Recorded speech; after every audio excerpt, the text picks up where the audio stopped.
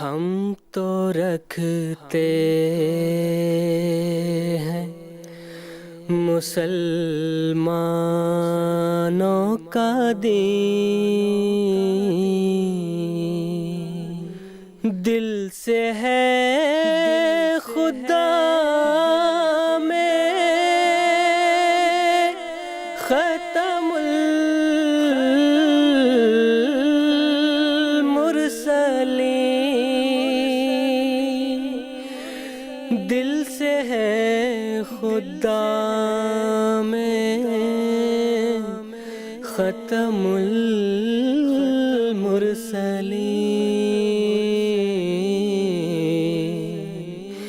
ختم المرسلین۔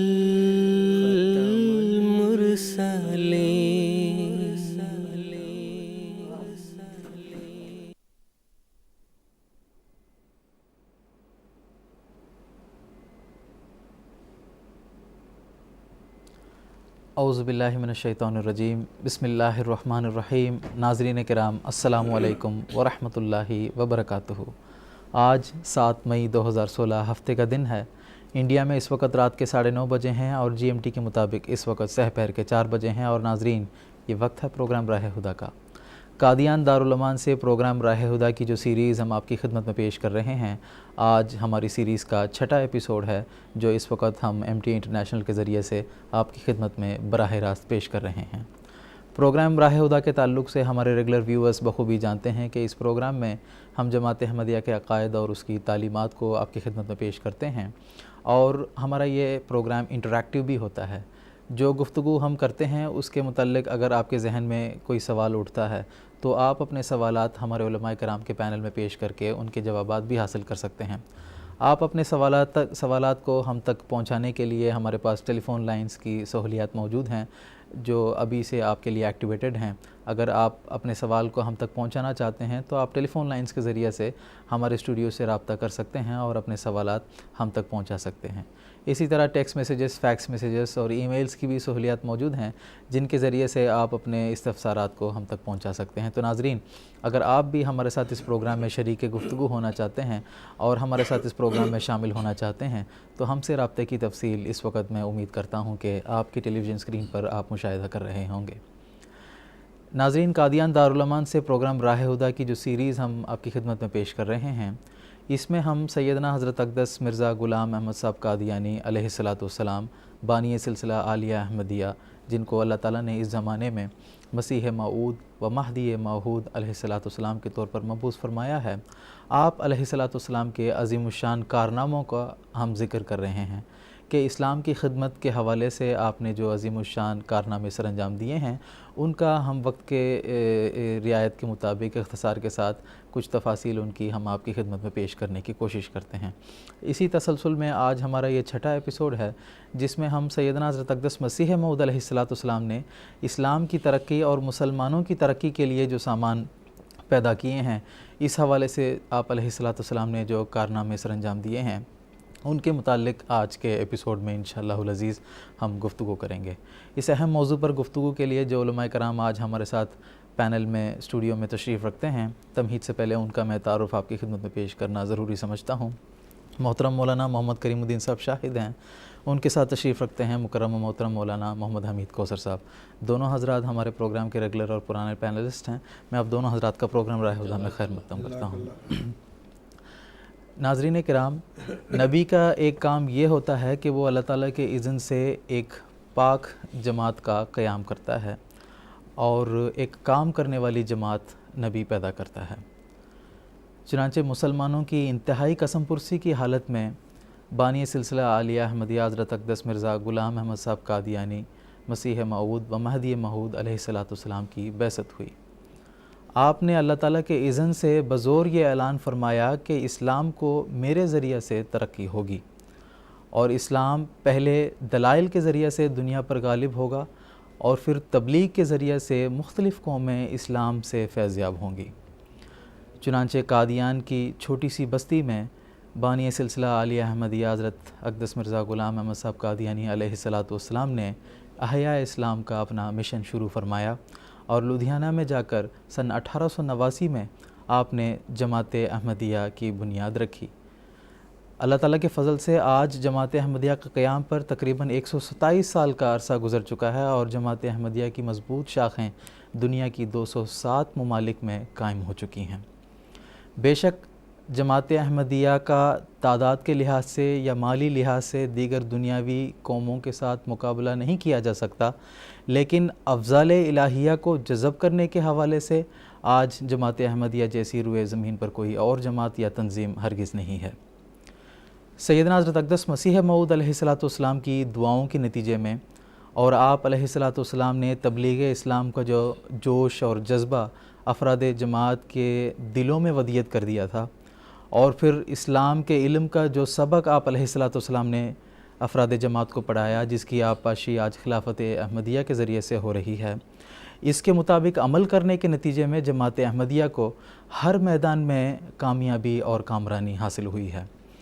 آج اسلام کی حقیقی معنوں میں دنیا میں نمائندگی کرنے کی توفیق اور سعادت محض اور محض جماعت احمدیہ کو عطا ہو رہی ہے اللہ تعالیٰ کے فضل سے۔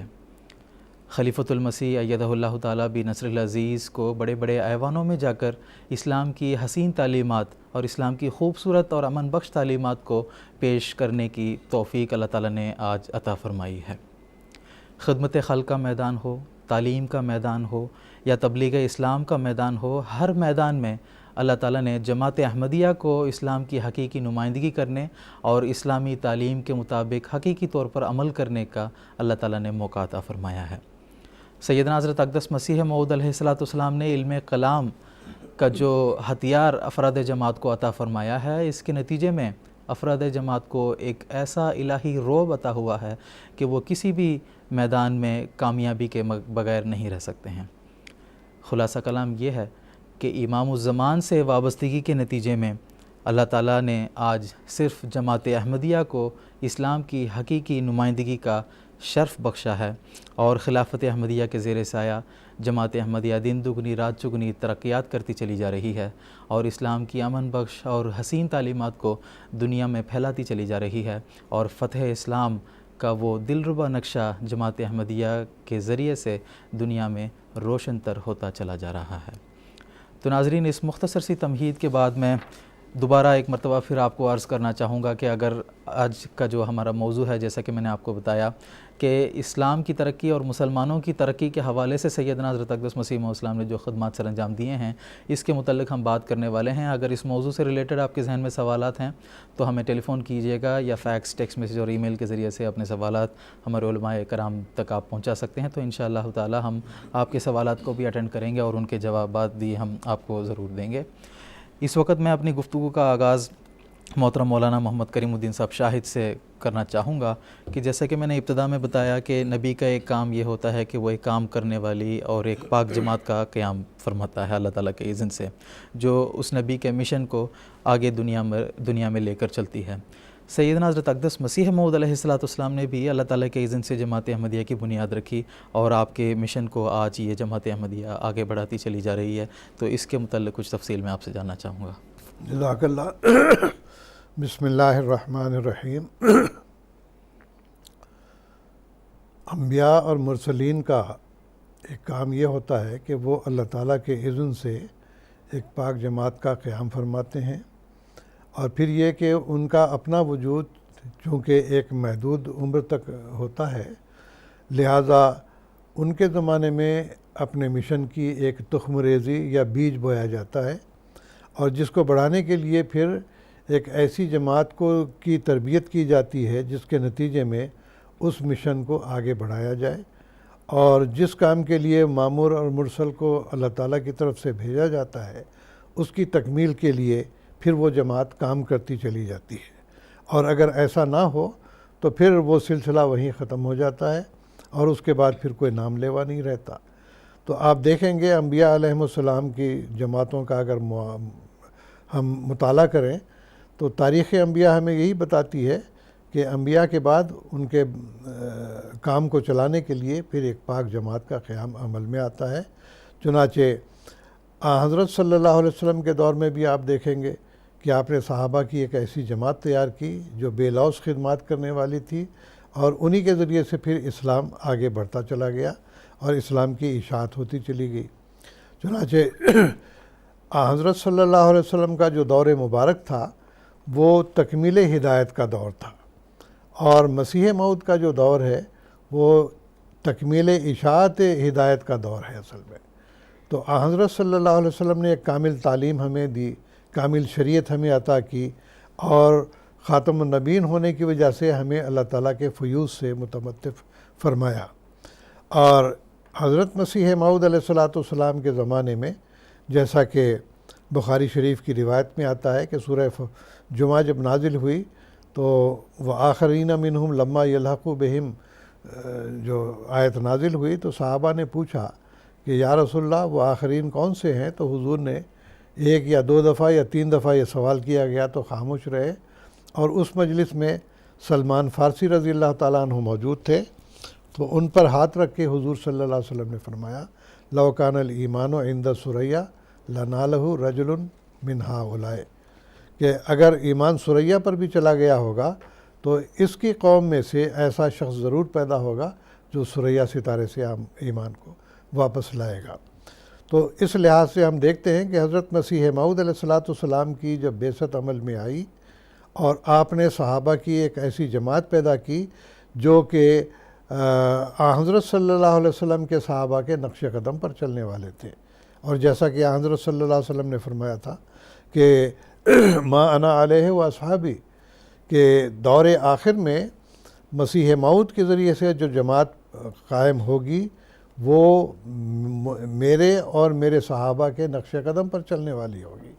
تو اس لحاظ سے ہم دیکھتے ہیں کہ تبلیغ کے اعتبار سے، پھر مالی قربانی کے اعتبار سے، جد و جہد کے اعتبار سے جو جماعت حضرت مسیح موعود علیہ السلام نے تیار کی، اور خاص طور پر اس زمانے میں جو کہ مادیت کا زمانہ تھا، اور ایسی پاک جماعت کا قیام عمل میں آنا ایک یقیناً حضرت مسیح موعود علیہ السلام کا ایک معجزہ سمجھا جانا چاہیے، کیونکہ حضرت مسیح موعود علیہ السلام نے اپنی جماعت کی اس رنگ میں تبلیغ کی کہ آپ کے سلسلے کو قائم رکھنے کے لیے حضرت صلی اللہ علیہ وسلم کی جو پیشگوئی تھی خلافت علی منہاج نبوت کے قیام کی، تو اس کے ذریعے سے بھی آپ نے الوصیت میں خاص طور پر تمام باتیں واضح طور پر بیان کر دی گئی تھیں کہ آپ کے بعد سلسلہ دوسری قدرت آئے گی، یعنی خلافت کا نظام قائم ہوگا، اور اس کے لیے تفصیلاً آپ نے مثالیں دے کر سمجھایا کہ جیسے کہ حضرت صلی اللہ علیہ وسلم کی وفات کے بعد صحابہ مارے غم کے دیوانوں کی طرح سے ہو گئے تھے، تب اللہ تعالیٰ نے دوسری قدرت کا نمونہ حضرت ابوبکر صدیق رضی اللہ تعالیٰ عنہ کے ذریعے سے ظاہر کیا۔ تو اس تربیت یافتہ جماعت نے آپ کی وفات کے بعد سب سے پہلا کام یہی کیا کہ خلافت علی منہاج نبوت کو قائم کر دیا، اور حضرت مولانا نور الدین صاحب رضی اللہ تعالیٰ عنہ کو خلیفہ اول چن لیا، اور اس وقت ساری جماعت متفقہ طور پر خلافت پر جو ہے وہ متفق ہو گئی۔ تو یہ سب سے بڑا کام ہے۔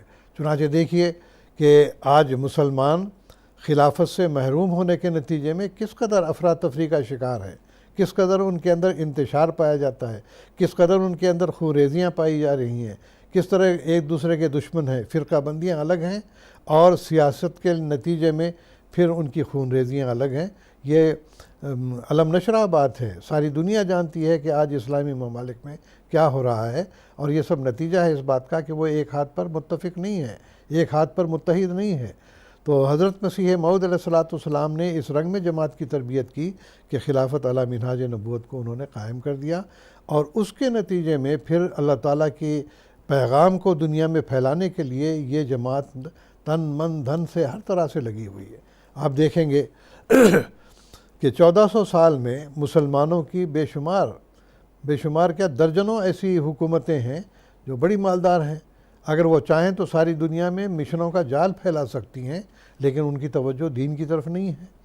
اور اسی طرح مسلمانوں میں ایسے سرمایہ دار موجود ہیں کہ اگر دنیا میں ایک ایک ملک کا وہ مشن سنبھالنا چاہیں اپنے سرمایہ سے، وہ خود ایک ایک مشن کے ذمہ دار ہو سکتے ہیں، لیکن تبلیغ اسلام کی طرف کسی کی توجہ نہیں ہے۔ لیکن اللہ تعالیٰ نے مسیح موعود علیہ السلام کو وہ فعال جماعت عطا کی ہے کہ جس کے نتیجے میں وہ نہ صرف یہ کہ وہ مقصد جو کہ حضور کی آمد کا تھا کہ مخلوق اور خدا تعالیٰ کے درمیان جو رشتہ تھا اس میں کدورت آ گئی تھی، اس کو بھی دور کر دیا۔ وہ جس طرح حضرت صلی اللہ علیہ وسلم کے صحابہ اللہ والے بن گئے تھے، اسی طرح سے مسیح موعود علیہ السلام کے جو ماننے والے ہیں ان سے بھی اللہ تعالیٰ کے مکالمے مخاطبے ہوئے ہیں، وہ اس تربیت کا نتیجہ ہے۔ اور پھر اس کے نتیجے میں تبلیغ اسلام کا جوش مسیح موعود علیہ السلام اور آپ کے خلفاء نے اس طرح سے بھر دیا ہے کہ آج دنیا میں آپ دیکھیں گے کہ جیسا کہ آپ نے اپنی تمہید میں بھی اس بات کا ذکر کیا کہ آج ساری دنیا میں جیسا کہ 207 ممالک آپ نے ذکر کیا ہے کہ آپ یورپ ہو، امریکہ ہو، برطانیہ ہو، یا اسی طرح سے جرمنی ہے یا آسٹریلیا ہے، یا دنیا کے سارے ممالک آپ لے لیں، اس میں بڑے مضبوط مشن ہمارے قائم ہیں۔ اور دوسری طرف آپ دیکھیں گے کہ مسلمانوں کو تو اسلام کی طرف سے ایک تو غفلت ہے، پھر اشاعت اسلام کا جذبہ ان کے اندر نہیں ہے، پھر یہ ہے کہ وہ اگر اشاعت اسلام کرنا چاہیں گے تو عیسائیت کا مقابلہ بھی نہیں کر سکتے۔ اب یہ دیکھیے کہ ہمارے MTA کا نظام جو قائم ہوا ہے اللہ تعالیٰ کے فضل سے، اس کے ذریعے سے دنیا کے کناروں تک احمدیت کی تبلیغ پہنچ رہی ہے، اسلام کا پیغام پہنچ رہا ہے، اسلام کا وہ پیغام جو امن بخش بھی ہے اور اس کے ساتھ ہی تمام دنیا کی فطرتوں کو مطمئن کرنے والا ہے۔ اور اس کے ساتھ پھر ہم یہ بھی دیکھتے ہیں کہ جیسا کہ میں نے ذکر کیا کہ مسلمانوں کے اندر بڑے بڑے سرمایہ دار موجود ہیں، لیکن کسی کو یہ توفیق نہیں ہوتی ہے کہ وہ تبلیغ اسلام کر سکیں، دنیاوی دھندوں میں لگے ہوئے ہیں۔ تو جیسا کہ حضرت مسلم موعود نے فرمایا، کب بیٹھ کے دھندوں سے مسلم کو بھلا فرصت ہے، دین کی کیا حال تو یہ ان کی بلا جانے، تو دین سے بالکل غافل ہیں۔ لیکن یہ جذبہ جو تبلیغ اسلام کا ہے، اشاعت ہدایت کا جذبہ ہے، دنیا کے تمام ملکوں میں یہ پھیل گئے۔ مسیح موعود علیہ السلام کے زمانے میں بھی افریقہ میں بھی احمدیت پھیلی ہے، پھر آپ کا نام امریکہ میں بھی پہنچا، جبکہ ڈاکٹر الیگزینڈر ڈوئی کے ساتھ آپ کا مقابلہ ہوا اور اس کے نتیجے میں اس کی شکست ہوئی اور وہ پھر مارا گیا۔ واضح طور پر وہاں کے اخباروں نے لکھا کہ ہندوستانی مسیح جیت گیا۔ تو یہ مسیحیت کے ساتھ بڑا زبردست آپ نے ٹکر لی۔ اور جیسا کہ احادیث میں ذکر آتا ہے یکسر الصلیب، کہ مسیح کا ایک کام یہ بھی ہے کہ وہ صلیب کو توڑے گا، تو مطلب یہ ہے کہ صلیب کے جو باطل عقائد ہیں ان کو تو وہ باطل قرار دے گا۔ تو حضرت مسیح موعود علیہ السلام نے ایک تو دیکھیے یہاں پر ایک بات بھی آتی ہے کہ لوگ اعتراض کرتے ہیں کہ جماعت احمدیہ انگریزوں کا خود کاشتہ پودا ہے، حالانکہ یہ بات بالکل غلط ہے۔ مسیح موعود علیہ السلام نے فرمایا کہ میں تو خدا تعالیٰ کے ہاتھ کا لگایا ہوا پودا ہوں اور کوئی نہیں ہے جو اس کو کاٹ سکے۔ تو یہ انگریزوں کی یہ بات نہیں ہے۔ انگریز جس کے بارے میں کہتے ہیں یہ انگریزوں کے ایجنٹ ہیں، ان کے خدا کو حضور نے مار دیا، اور جماعت احمدیہ ان کے تثلیث قدوں میں جا کے تبلیغ اسلام کر رہی ہے۔ تثلیث کانفرنس، یہ ابطال تثلیث کانفرنس جو یہ لندن میں، اس میں بھی حضرت خلیفۃ المسیح ثالث گئے ہیں، وہاں پر آپ نے عیسائیت کے خلاف لیکچر دیے ہیں۔ اور پھر اسی طرح آپ دیکھیں گے کہ بیرونی ممالک میں جہاں پر کہ بہت زیادہ مادیت ہے، فحاشیت ہے، لیکن وہاں پر جا کے آپ جائزہ لیں گے کہ کس طرح احمدی وہاں تبلیغ اسلام کر رہے ہیں، اپنے آپ کو بھی پاکیزہ بنا رہے ہیں، اپنی تربیت بھی کر رہے ہیں، اپنے بچوں کی تربیت کر رہے ہیں، اور وہاں پر بڑے بڑے ادارے جماعت احمدیہ کے قائم ہیں، اور دن رات خلیفۃ المسیح جو ہیں ان کی تربیت کے لیے بھی کوشاں ہیں۔ تو اس لحاظ سے ہم دیکھتے ہیں کہ یہ تمام جذبے کہاں سے آئے ہیں، یہ حضرت مسیح موعود علیہ السلام نے اپنی جماعت کے اندر پیدا کیے ہوئے ہیں۔ پھر ہم دیکھتے ہیں کہ نہ صرف یہ کہ عیسائیت کے ساتھ مقابلے ہوئے، آریہ سماج کے ساتھ بھی مقابلے ہوئے ہیں۔ حضرت مسیح موعود علیہ السلام نے اپنی کتابوں میں بھی مناظرات بھی کیے ہیں، اور بہت سارے لٹریچر آپ نے اس تعلق میں بھی چھوڑے۔ ایک بات میں یہاں بیان کروں، 1922-23 کی بات ہے کہ جب یہاں پر وہ راجپوت ملکانے جو کسی زمانے میں آباء و اجداد ان کے جو ہے مسلمان تو ہوئے تھے، لیکن ان کے اندر ہندوانہ رسم و رواج آ گئے تھے، آریہ سماج نے ان کو پھر شدھی کرنا شروع کر دیا تھا۔ تو حضرت مسلم موعود رضی اللہ تعالیٰ عنہ جو ہمارے خلیفۃ المسیح ثانی تھے، انہوں نے اس بات کو محسوس کر کے فوری طور پر وہاں ایکشن لیا کہ یہ لوگ جو مسلمان ہیں ان کو ہم کسی طرح سے بھی ہندو دھرم میں جانے نہیں دیں گے۔ آپ نے بڑی تبلیغ کی، 150 200 مبلغین وہاں پر جاتے رہے، جن میں کہ پڑھے لکھے لوگ بھی تھے، ان کے اندر گریجویٹ بھی تھے، وکلاء بھی تھے، جج بھی تھے، طالب علم بھی تھے اور مدرسین بھی تھے. تو ان سب کو وہاں بھیجا اور اللہ تعالیٰ کے فضل سے بڑا کامیاب وہاں پر یہ مقابلہ کیا گیا، حتیٰ کہ مجبور ہو کر ان لوگوں کو صلح صفائی کی طرف آنا پڑا کہ یہ جھگڑا ختم کریں. چنانچہ سوامی شردھانند اس وقت تھے، انہوں نے یہ محسوس کر کے کہ آؤ مسلمانوں سے ہم صلح کر لیتے ہیں. اس زمانے میں یہ ہمارے مولانا ابوالکلام آزاد تھے، مولانا حکیم اجمل خان صاحب تھے، محمد علی جوہر وغیرہ تھے، یہ بڑے بڑے لیڈران تھے. ان سب کو بلایا انہوں نے کہا کہ جماعت احمدیہ کو بلا لو. تو شردھانند نے کہا کہ بھائی ان کو نہیں بلاؤ گے تو صلح کی بات کیسے ہوگی؟ تم لوگ کیا کر رہے ہو وہاں پر؟ تم لوگ تو وہاں کوئی کام نہیں کر رہے، جو کچھ کر رہے ہیں وہ تو احمدی کر رہے ہیں. چنانچہ مجبور ہو کے حضرت خلیفۃ المسیح کے پاس ان کو تار دینا پڑا کہ آپ اپنے نمائندے بھیجیں. تو حضور نے اپنے نمائندے بھیجے اس شرط کے ساتھ کہ جتنوں کی شدی کی گئی ہے ان سب کو جب تک ہم واپس نہیں لیں گے تب تک ہم یہ کام نہیں روکیں گے.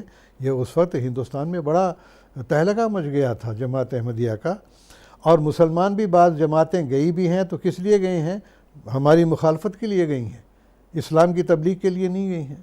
تو بہرحال یہ بات میں لمبی نہ کرتا ہوا، میں مختصر طور پر چند حوالے میں نے منتخب کیے ہیں غیروں کے، وہ میں پڑھ کے سنا دیتا ہوں کہ کس طرح سے جماعت احمدیہ نے تبلیغ میں حصہ لیا، کیسے کام کر رہے ہیں.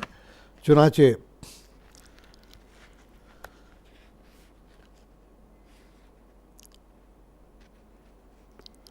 دیکھیے کہ مولانا عبدالحلیم شرر بڑے پائے کے عالم تھے. انہوں نے لکھا ہے، احمدی مسلک شریعت محمدیہ کو اسی قوت اور شان سے قائم رکھ کر اس کی مزید تبلیغ و اشاعت کرتا ہے. خلاصہ یہ کہ بابیت اسلام کو مٹانے کو آئی ہے اور احمدیت اسلام کو قوت دینے کے لیے، اور اسی کی برکت ہے کہ باوجود چند اختلافات کے احمدی فرقہ اسلام کی سچی اور پرجوش خدمت ادا کرتے ہیں جو دوسرے مسلمان نہیں کرتے. یہ رسالہ دلگزار جون 1906 کا یہ حوالہ ہے. اسی طرح سے مولانا محمد علی جوہر، جن کا کہ ہندوستان کی جو آزادی میں بڑا حصہ انہوں نے لیا ہے اور بڑے عالم تھے یہ، وہ کہتے ہیں ناشکر گزاری ہوگی اگر مرزا جناب بشیر الدین محمود احمد صاحب ناشکر گزاری ہوگی اگر مرزا جناب بشیر الدین محمود احمد اور ان کی اس منظم جماعت کا ذکر ان سطور میں نہ کریں جنہوں نے اپنی تمام تر توجہات بلا اختلاف عقیدہ تمام مسلمانوں کی بہبودی کے لیے وقف کر دی ہے.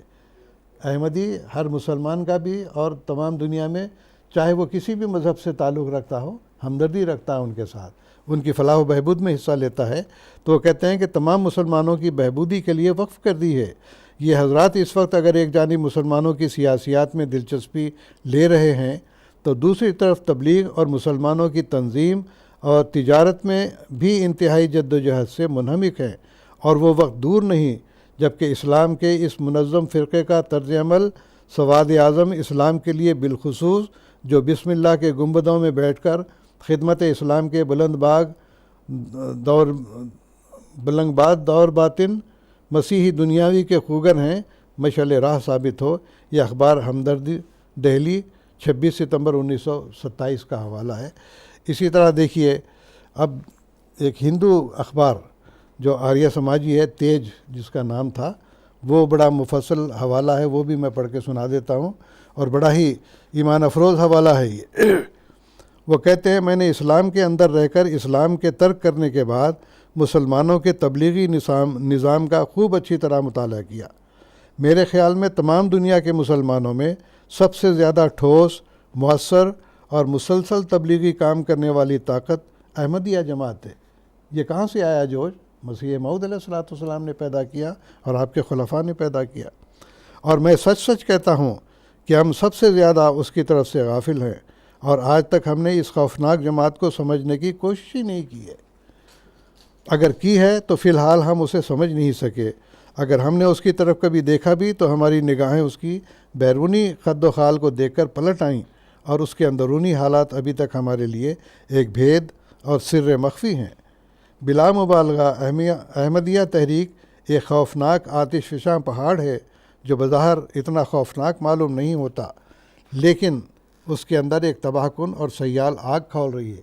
یعنی مخالفین یہ محسوس کرتے ہیں کہ جماعت احمدیہ جو خدمات اسلام کی کر رہی ہے یہ یقیناً ایسی ہیں جو کہ تمام دنیا میں غالب آنے والی ہیں۔ پھر آگے وہ کہتے ہیں اس جماعت نے اپنی ابتدائی حالت میں جن جن کاموں کے کرنے کا بیڑا اٹھایا تھا آج ان میں سے اکثر انجام کو پہنچ چکے ہیں۔ میں نے کافی عرصے تک احمدیہ لٹریچر اور احمدیوں کا اچھی طرح مطالعہ کیا ہے، اس لیے جو کچھ لکھوں گا سنی سنائی بات نہیں بلکہ تحقیق شدہ حالات ہیں۔ یہ اپنا تجربہ بیان کر رہے ہیں۔ وہ لکھتے ہیں ان کے تبلیغی نظام کی وسعت کا اندازہ اس سے ہو سکتا ہے کہ گزشتہ سال ان کے سالانہ جلسے کے موقع پر 40 سے زیادہ زبانوں میں تقریر کرنے والے موجود تھے۔ جس قدر یہ جماعت منظم ہے یقینی طور پر ہندوستان کی کوئی اور قابل ذکر مذہبی جماعت منظم نہ ہوئی۔ ان کا ہیڈ کوارٹر قادیان ہے، وہیں ان کی سب سے بڑی انجمن ہے۔ احمدیوں میں آپس میں بہت اچھے اور قابل تعریف تعلقات ہیں اور ہر ایک احمدی دوسرے سے بالکل سگے بھائیوں اور عزیزوں کا سا برتاؤ کرتا ہے۔ یہ وہی قرآنی تعلیم ہے جو حضرت صلی اللہ علیہ وسلم نے پیش کی تھی کہ تمام مسلمان بھائی بھائی ہیں، اور یہ اخوت اگر آج دیکھنی ہو تو جماعت احمدیہ میں ملتی ہے۔ یہ ایک حقیقت ہے کہ احمدیوں کا ہر ایک بچہ، بوڑھا، جوان، مرد، عورت مبلغ ہے، اور وہ پرچار کو اپنی زندگی کا اولین اور محبوب ترین فرض سمجھتے ہیں۔ یہ جذبہ مسیح موعود السلام نے پیدا کیا۔ پھر وہ لکھتے ہیں اس جماعت کے بانی کے قول کے مطابق اس جماعت کے وجود کا سب سے بڑا مقصد ہی تبلیغ ہے۔ اسی مقصد سے انہوں نے قادیان میں ایک زبردست تبلیغی کالج قائم کر رکھا ہے جہاں مختلف ممالک کے باشندوں کو مختلف علوم اور زبانوں کے تعلیم دے کر تبلیغ اور مناظرے کے لیے تیار کیا جاتا ہے۔ یہ ہمارا جامعہ احمدیہ جو اب بھی قائم ہے، اور اللہ تعالیٰ کے فضل سے دسیوں دوسرے ممالک میں بھی یہ جامعات قائم ہیں۔ اب یہ دیکھیے یہاں پر میں بات بیان کر دوں کہ ہمارے ہندوستان میں بڑے بڑے مدارس ہیں مسلمانوں کے۔ دیوبند ہے، بہت بڑا ادارہ ہے۔ پھر ندوۃ العلماء ہے، بہت بڑا ادارہ ہے۔ سہارنپور کے کئی مدارس ہیں، مظاہر العلوم وغیرہ۔ ان کے جو علماء تیار ہوتے ہیں یہ بتائیے کہاں جا کے تبلیغ اسلام کر رہے ہیں؟ یہاں پر پڑھے لکھے اور یہیں پر دیہات میں کہیں ادھر ادھر جا کے مسجدیں تلاش کرتے ہیں، اور کوئی ذرائع معاش بھی نہیں ہے ان کا۔ لیکن جماعت احمدیہ کے جو منظم ادارے ہیں، خاص طور پر جامعات ہیں ہمارے، ان کے اندر مبلغین تیار کیے جاتے ہیں، اسی کا وہ ذکر کرتے ہیں۔ وہ کہتے ہیں کہ چنانچہ اس کالج سے آج تک سینکڑوں مبلغ اور مناظر فارغ التحصیل ہو کر نکل چکے ہیں۔ احمدی عورتیں ہندوستان، افریقہ، عرب، مصر، یورپ اور امریکہ میں کس طرح اور کس قدر کام کر رہی ہیں۔ ان کا مذہبی احساس اس قدر قابل تعریف ہے کہ ہم کو شرم آنی چاہیے۔ احمدی جماعت کا اثر ہندوستان کے علاوہ دوسرے ممالک میں بھی ہے۔ یورپ، امریکہ، افریقہ، آسٹریلیا، عرب، ایشیا کے تمام حصے، غرض کہ دنیا کا کوئی قابل ذکر ملک نہیں جہاں احمدیہ جماعت کی شاخ یا کم از کم کوئی احمدی کام نہ کر رہا ہو۔ یورپ کے تمام ملک، انگلستان، فرانس، جرمنی وغیرہ میں ان کے باقاعدہ مشن موجود ہیں۔ امریکہ میں بھی تبلیغ ہو رہی ہے۔ افریقہ اور عرب کے تپتے ہوئے صحراؤں، مصر، ایران کے زرخیز متمدن ممالک، ترکستان، شام، افغانستان کی خوشنما وادیوں میں، غرض کہ ہر جگہ ان کی کوششیں برابر جاری ہیں اور دن بدن ترقی کر رہی ہیں۔ اگر آج ہم نے ہندوستان میں احمدیوں کا مقابلہ نہ کیا اور ان کی طرف سے غافل رہے تو کل ہمارے لیے ممالک اسلامیہ، یورپ اور امریکہ میں شدی کا کام کرنا ناممکن ہو جائے گا۔ آگے پھر مختصر اور میں یہ بیان کر دوں، آج تک احمدی جو کچھ کرتے رہے ہیں وہ ان کی ذاتی کوششیں ہی تھیں۔ دوسرے مسلمانوں نے کبھی بھی ان کی کوئی مدد نہیں کی۔ بعض لوگ کہتے ہیں کہ جی اسرائیل کی مدد ملتی ہے اور انگریز کے ایجنٹ ہیں۔ خدا کی قسم آج تک کسی ملک نے یا کسی تنظیم نے ایک پیسہ تک جماعت احمدیہ کو نہیں دیا۔ یہ سارا ان کے چندوں سے آتا ہے، یہ مالی قربانی ہے ان کی۔ پھر اس کے علاوہ آپ دیکھیں گے جانی قربانی کا جذبہ ان احمدیوں میں کہاں سے پیدا ہوا؟ یہ بھی مسیح موعود علیہ السلام نے پیدا کیا۔ اور آج بھی دیکھیں کہ ہر ملک میں، بلکہ ابھی تو آپ کو یاد ہوگا کہ لاہور میں جو واقعہ دردناک ہوا ہے، وہاں پر ہمارے 80 سے زیادہ احمدیوں کو ایک مسجد میں جمعے کے وقت شہید کر دیا گیا۔ تو کیا ان کے حوصلے پست ہو گئے؟ نہیں، بلکہ ان کے حوصلے تو اور بلند ہو گئے ہیں. بلکہ جیسے ابھی بھی اللہ تعالیٰ کے فضل سے احمدیت کی تبلیغ وہاں ہو رہی ہے، لوگ آ رہے ہیں. اور جیسا کہ پچھلے پروگرام میں بھی آپ نے سنا، ایک دوست کہہ رہے تھے کہ میں بیعت کرنا چاہتا ہوں. تو یہ جذبے کہاں سے پیدا ہو رہے ہیں؟ یہ تو جیسے کہ ثاقب زیروی مرحوم نے کہا تھا کہ اب آئے جو یار کی محفل میں، جہاں رکھ کے ہتھیلی پر آئے، تو جان ہتھیلی پر رکھ کر جانی قربانی بھی کر رہے ہیں، مالی قربانی بھی کر رہے ہیں، اشاعت اسلام بھی کر رہے ہیں. تو آگے لکھتے ہیں کہ بلکہ ہمیں دوسرے مسلمانوں نے کبھی بھی ان کی کوئی مدد نہیں کی، بلکہ ہمیشہ ان کی مخالفت کی اور ان کے کاموں کو تباہ و برباد کرنے کی جد و جہد کرتے رہے.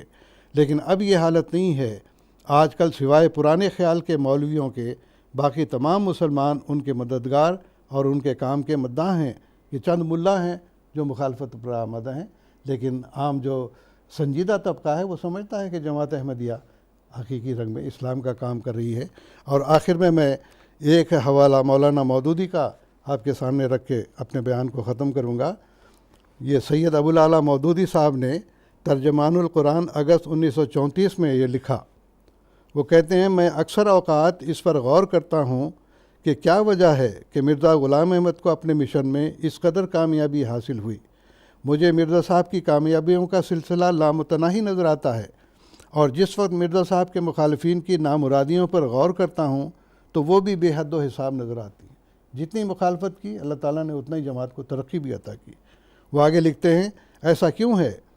ایک شخص خدا اور اس کے رسول کے مقابلے پر کھڑا ہوتا ہے. یہ میں بیان کر دوں کہ خدا تعالیٰ کے فضل سے حضرت مسیح موعود علیہ السلام نے محمد مصطفیٰ صلی اللہ علیہ وسلم کی غلامی کا دعویٰ کیا ہے. ہرگز آپ نے بالمقابل ہونے کا دعویٰ کبھی نہیں کیا. یہ غلط فہمی ہے لوگوں کی. تو وہ کہتے ہیں کہ نائبین رسول کو چیلنج کرتا ہے کہ تم سب مل کر بھی میرے مشن کو فیل نہیں کر سکتے، کیونکہ خدا کی تائید میرے شامل حال ہے.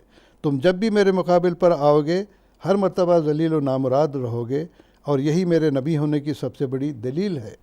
اور ہم دیکھتے ہیں، دیکھیے اب یہ اعتراف کرتے ہیں، اور ہم دیکھتے ہیں کہ ایسا ہی ہوتا ہے. مرزائیوں کی حفاظت کے سامان غیب سے پیدا ہو جاتے ہیں. خود دوسری طرف مرزائیوں کے مخالفین کی تباہی کے سامان بھی غیب سے ظہور میں آ جاتے ہیں. ذرا سچے رسول کی ختم نبوت کی حفاظت کرنے والوں کی ناکامیاں اور تباہیاں سامنے لائیے. کس قدر زوردار تحریک اٹھی تھی، کیسے ہمیشہ کے لیے ختم ہو کر رہے گی. یہ ناکامیاں اور نامرادیاں اس بات کا ثبوت ہیں کہ حضرت مسیح موعود علیہ السلام سچے تھے. آپ نے اپنے بعد ایک فعال جماعت ایسی قائم کر دی جو دن رات تبلیغ اسلام میں مصروف ہے اور مالی قربانی، جانی قربانی کے لیے تیار ہے، اور وہی نمونہ دکھا رہی ہے جو حضرت محمد رسول اللہ صلی اللہ علیہ وسلم کے صحابہ نے دکھایا تھا.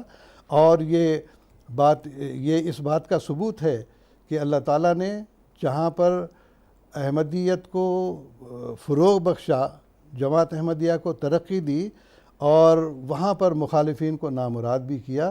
اور ہمیشہ ہم دیکھتے آ رہے ہیں کہ جب بھی مخالفین نے احمدیت کو مٹانے کی کوشش کی ہے، اللہ تعالیٰ نے اس کو اور بہت بڑھا دیا. اب دیکھیے کہ 1984 میں جب حضرت خلیفۃ المسیح کو ہجرت کرنی پڑی لندن، اس کے بعد سے تبلیغ اسلام کے بے شمار مواقع نکلے. یہاں تک کہ ابھی جیسا کہ میں نے ذکر کیا، یہ جو MTA کا نظام ہے یہ بہت بڑی نعمت ہے ہماری جماعت کے لیے اور تمام مسلمانوں کے لیے بھی، کہ یہ واحد چینل ہے جو دن رات حضرت محمد رسول اللہ صلی اللہ علیہ وسلم کے نام کو بلند کر رہا ہے، توحید الہی کی تعلیم دے رہا ہے اور اسلام کی اشاعت کا کام کر رہا ہے. دنیا میں اور کوئی چینل ایسا نہیں جو کہ اتنا خالص طور پر دینی پروگرام پیش کر رہا ہو. اور پھر یہ کہ مخالفین کے جو اعتراضات ہیں، اور خصوصیت سے جو عیسائیوں نے حملے کیے تھے، آپ کو یاد ہوگا کہ مصر کے ایک پادری نے بڑے اعتراضات کرنے شروع کیے، حتیٰ کہ جو مصر کا جو بڑا ادارہ ہے، جو دینی ادارہ، یہ الازہر، جامعہ ازہر جو ہے، یہ اس وقت کے ان کے علماء جو ہے بالکل بے بس رہ گئے. وہ کہنے لگے نہیں، ان کو بوکنے دو، یہ بیکار کی باتیں، ہم نہیں جواب دے سکتے. اگر کسی نے جواب دیا ہے تو وہ صرف اور صرف جماعت احمدیہ کہ الحوار المباشر کے ذریعے سے باقاعدہ طور پر ان کے اعتراضات کے جواب دیے. یہ کیوں؟ اس واسطے کہ مسلمانوں نے وہ عقائد اختیار کر لیے ہیں کہ وہ عیسائیت کا مقابلہ کر ہی نہیں سکتے. ایک طرف تو وہ عیسیٰ علیہ السلام کو زندہ آسمان پر تسلیم کرتے ہیں، اور دوسری طرف نعوذ باللہ من ذالک محمد مصطفیٰ صلی اللہ علیہ وسلم کو زمین میں مدفون تسلیم کرتے ہیں۔ تو بہرحال خلاصہ کلام یہ کہ اللہ تعالیٰ کے فضل سے اس زمانے میں حضرت مسیح موعود علیہ السلام نے ایک ایسی فعال جماعت پیدا کر دی جو تن من دھن سے اسلام کی اشاعت کے لیے تمام دنیا میں نکل گئی، اور اللہ کے فضل سے 207 ممالک میں آج ہمارے مضبوط مشن قائم ہے، اور یہ اللہ تعالیٰ کے فضل سے ترقی بڑھتی چلی جا رہی ہے، تربیت کے اعتبار سے بھی، توحید الہی کے اعتبار سے بھی، اللہ تعالیٰ کے ساتھ تعلق کے اعتبار سے بھی، اور تمام جہان میں امن اور آشتی قائم کرنے کے لحاظ سے بھی جو جماعت احمدیہ کام کر رہی ہے، اور کوئی تبلیغ، کوئی تنظیم یا کوئی اور فرقہ اس کام میں آگے نہیں آ سکتا، اس واسطے کہ اللہ تعالیٰ کی تائید و نصرت ہمارے ساتھ ہے، اور اللہ تعالیٰ کا یہ وعدہ ہے کہ تمام میرے مسیح موعود علیہ السلام نے فرمایا کہ میری جماعت کے لوگ ایسے تعلیم یافتہ ہوں گے کہ وہ تمام لوگوں کا منہ بند کر دیں گے۔ تو اللہ کا فضل ہے کہ اسلام کی تبلیغ ہو یا قرآن مجید کی تعلیمات ہوں یا اسی طرح سے اور جو بھی اسلام پر یا محمد مصطفیٰ صلی اللہ علیہ وسلم کی ذات پر اعتراض کرنے والے ہوں، ان تمام کے منہ جماعت احمدیہ نے بند کیے ہیں، کسی اور کو توفیق نہیں ملی ہے۔ جزاکم اللہ تعالیٰ احسن جزا۔ سیدنا حضرت اقدس مسیح موعود علیہ السلام نے اللہ تعالیٰ کے اذن سے جماعت احمدیہ کی بنیاد رکھی ہے، اور اللہ تعالیٰ کے منشا کے مطابق اور قرآن کریم کی تعلیمات کے مطابق اور حضرت نبی اکرم صلی اللہ علیہ وسلم کے اسوہ کے مطابق آپ نے افراد جماعت کی ایسی تربیت کی ہے کہ جس کے نتیجے میں افراد جماعت احمدیہ اسلام کی ترقی کے لیے اور مسلمانوں کی فلاح و بہبود کے لیے کیا مالی اور کیا جانی ہر قسم کی قربانی کے میدان میں ہمیشہ پیش رہتے ہیں۔ اس وقت کچھ ٹیلی فون کالرز کو ہم موقع دیتے ہیں، ان کے بھی سوالات سنتے ہیں۔ ہمارے پاس ایک ٹیلی فون کالر ہیں جرمنی سے، مکرم وقار احمد صاحب۔ سب سے پہلے ان سے بات کرتے ہیں۔ السلام علیکم ورحمۃ اللہ، وقار احمد صاحب۔ وعلیکم السلام، میں جرمنی سے کیپٹن جماعت سے بول رہا ہوں۔ میں نے آپ سے 2-3 سوال پوچھنے جو غیر جماعت لڑکے جو ساتھ رہتے ہیں بہت زیادہ پوچھتے ہیں۔ ایک تو ان کا یہ سوال ہے کہ آپ کہتے ہیں کہ جو امام مہدی ہیں ان کو آپ نبی بھی مانتے ہیں۔ دوسرا سوال یہ ہے میرا کہ وہ کہتے ہیں کہ آپ جو اسلام کی تاریخ ہے اس میں کبھی بھی یہ نہیں لکھا کہ آپ نے روا میں ایک جنت دوزخ بنائی ہوئی ہے، جو لوگ پیسے دیتے ہیں ان کو ادھر دفن کرتے ہیں۔ تیسرا سوال میرا یہ ہے کہ ایک میرا کرسچن دوست ہے جو بہت ہی اچھی دوستی ہے میرے ساتھ، اس نے مجھ سے سوال کیا کہ آپ جو رسول پاک صلی اللہ علیہ وسلم کو ماننے والے ہیں، آپ کو پتہ ہے کہ آپ کے رسول پاک صلی اللہ علیہ وسلم وفات پا گئے ہیں تو وہ سعودی عرب میں دفن ہیں۔ ہم جو کرسچن لوگ ہیں، آپ کے دوسرے مسلمان جو لوگ بھائی ہیں، وہ بھی کہتے ہیں کہ حضرت عیسیٰ علیہ السلام کو اللہ تعالیٰ نے آسمان پہ بلا لیا ہے۔ تو اگر ہم ان کے ماننے والے ہیں تو ہمیں تو علم ہونا چاہیے تھا کہ وہ ان کی ادھر قبر ہے، مگر سارے جو مکمل عیسائی ہیں وہ اس بات پہ یقین رکھتے ہیں کہ وہ آسمان پہ چلے گئے ہیں۔ اگر وہ زمین پہ دفن ہوئے ہیں تو آپ کے فرقے کے مطابق ان کی قبر کہاں ہے؟ تو آپ لوگوں کو پوری دنیا کے سامنے میں پیش کرنا چاہیے کہ ان کی قبر اس علاقے میں اس جگہ دفن ہوئے ہیں۔ ٹھیک ہے جناب، جزاکم اللہ تعالیٰ حسن جزا۔ آپ کے 3 سوالات ہیں، میں محترم مولانا محمد حمید کوثر صاحب سے درخواست کرتا ہوں۔ سب سے پہلے سوال انہوں نے یہ کیا کہ ہم حضرت مرزا غلام احمد صاحب کو نبی مانتے ہیں یا مسیح موعود علیہ السلام کو نبی مانتے ہیں۔ سب سے پہلی بات یہ ہے کہ ہم جو کچھ کہتے ہیں وہ سیدنا محمد مصطفیٰ صلی اللہ علیہ وسلم کے فرمان کے مطابق کہتے ہیں۔ صحیح مسلم کی معروف حدیث ہے کہ نبی کریم صلی اللہ علیہ وسلم نے آنے والے مسیح موعود کو نبی اللہ کہا ہے۔ فَيَرْغَبُ نبی اللہ عیسیٰ وَأَصْحَابُهُ فَيَحْبِطُ نبی اللہ عیسیٰ وَأَصْحَابُهُ۔ رسول کریم صلی اللہ علیہ وسلم نے آنے والے مسیح کو جس نے امت محمدیہ میں آنا تھا اس کو نبی اللہ فرمایا ہے۔ دوسری بات یہ ہے کہ حضور صلی اللہ علیہ وسلم کی واضح حدیث ہے لیسا بینی و بینہ نبیٌ، کہ ایک کونے میں میں نبی ہوں، دوسرے کونے میں وہ نبی ہے، اس بیچ کوئی اور نبی نہیں ہے۔ اگر کوئی نبی تھا ہی نہیں تو بینی و بینہ کہنے کی کوئی ضرورت نہیں تھی۔ یہاں ایک وضاحت اور بہت زیادہ ضروری ہے، وہ یہ کہ ہم حضرت مرزا غلام احمد صاحب کو صرف نبی نہیں کہتے، ہم امتی نبی کہتے ہیں، ذلی نبی کہتے ہیں۔ وہ ویسے نبی نہیں ہیں جیسے کہ سیدنا محمد مصطفیٰ صلی اللہ علیہ وسلم صاحب شریعت نبی ہیں۔ ایسا ہرگز جماعت احمدیہ کا کوئی فرد یہ نہ وہم میں ہے نہ اس کے ذہن میں یہ بات آتی ہے۔ ہم سیدنا محمد صلی اللہ علیہ وسلم کو آخری تشریحی نبی مانتے ہیں، اور ہمارا ایمان اور یقین ہے کہ سیدنا محمد صلی اللہ علیہ وسلم کے بعد اب اس روئے زمین پر کوئی ایسا نبی نہیں آئے گا جو نئی شریعت، نئی کتاب لے کے آئے اور شریعت اسلامیہ کو منسوخ کر دے۔ ایسا کبھی نہیں ہوگا۔ سیدنا محمد صلی اللہ علیہ وسلم آخری شریعت والے نبی ہیں، آپ کے بعد کوئی نبی نہیں، اور یہی بات حضور نے فرمایا، لا نبی بعدی، میرے بعد میرے جیسا نبی اب اس دنیا میں نہیں آئے گا۔ یہ ہے ایک سب سے پہلی بات۔ دوسری بات، یہاں ضمناً ایک بات بتاتا ہوں، یہ جو جماعت احمدیہ پہ بار بار یہ الزام لگاتے ہیں کہ جماعت احمدیہ ختم نبوت کو نہیں مانتی، طرح طرح کے تحفظ ختم نبوت کمیٹیاں بنی ہوئی ہیں، آئے دن تعلیاں، فضولیات وہ ایسے کرتے رہتے ہیں۔ تحفظ کا وعدہ تو اللہ تعالیٰ نے خود لیا ہے، اِنَّا نَحْنُ نَزَّلْنَا الذِّكْرَ وَإِنَّا لَهُ لَحَافِظُونَ۔ یہ کون سے محافظ ہیں اس کے؟ اللہ اپنے دین کی خود حفاظت کرے گا۔ انہوں نے مصنوعی طور پر یہ تحفظ کیا بنایا ہوا ہے؟ اب ان کے تحفظ کی بھی مثال سن لیجئے۔ سب سے بڑا الزام جماعت احمدیہ پہ یہ ہے، قومی اسمبلیوں نے بھی، دوسروں میں سب سے بڑا، کہ جماعت احمدیہ سیدنا محمد صلی اللہ علیہ وسلم کو خاتم النبیین نہیں مانتی، اور ان کی تعریف یہ ہے خاتم النبیین کے آخری نبی نہیں مانتی۔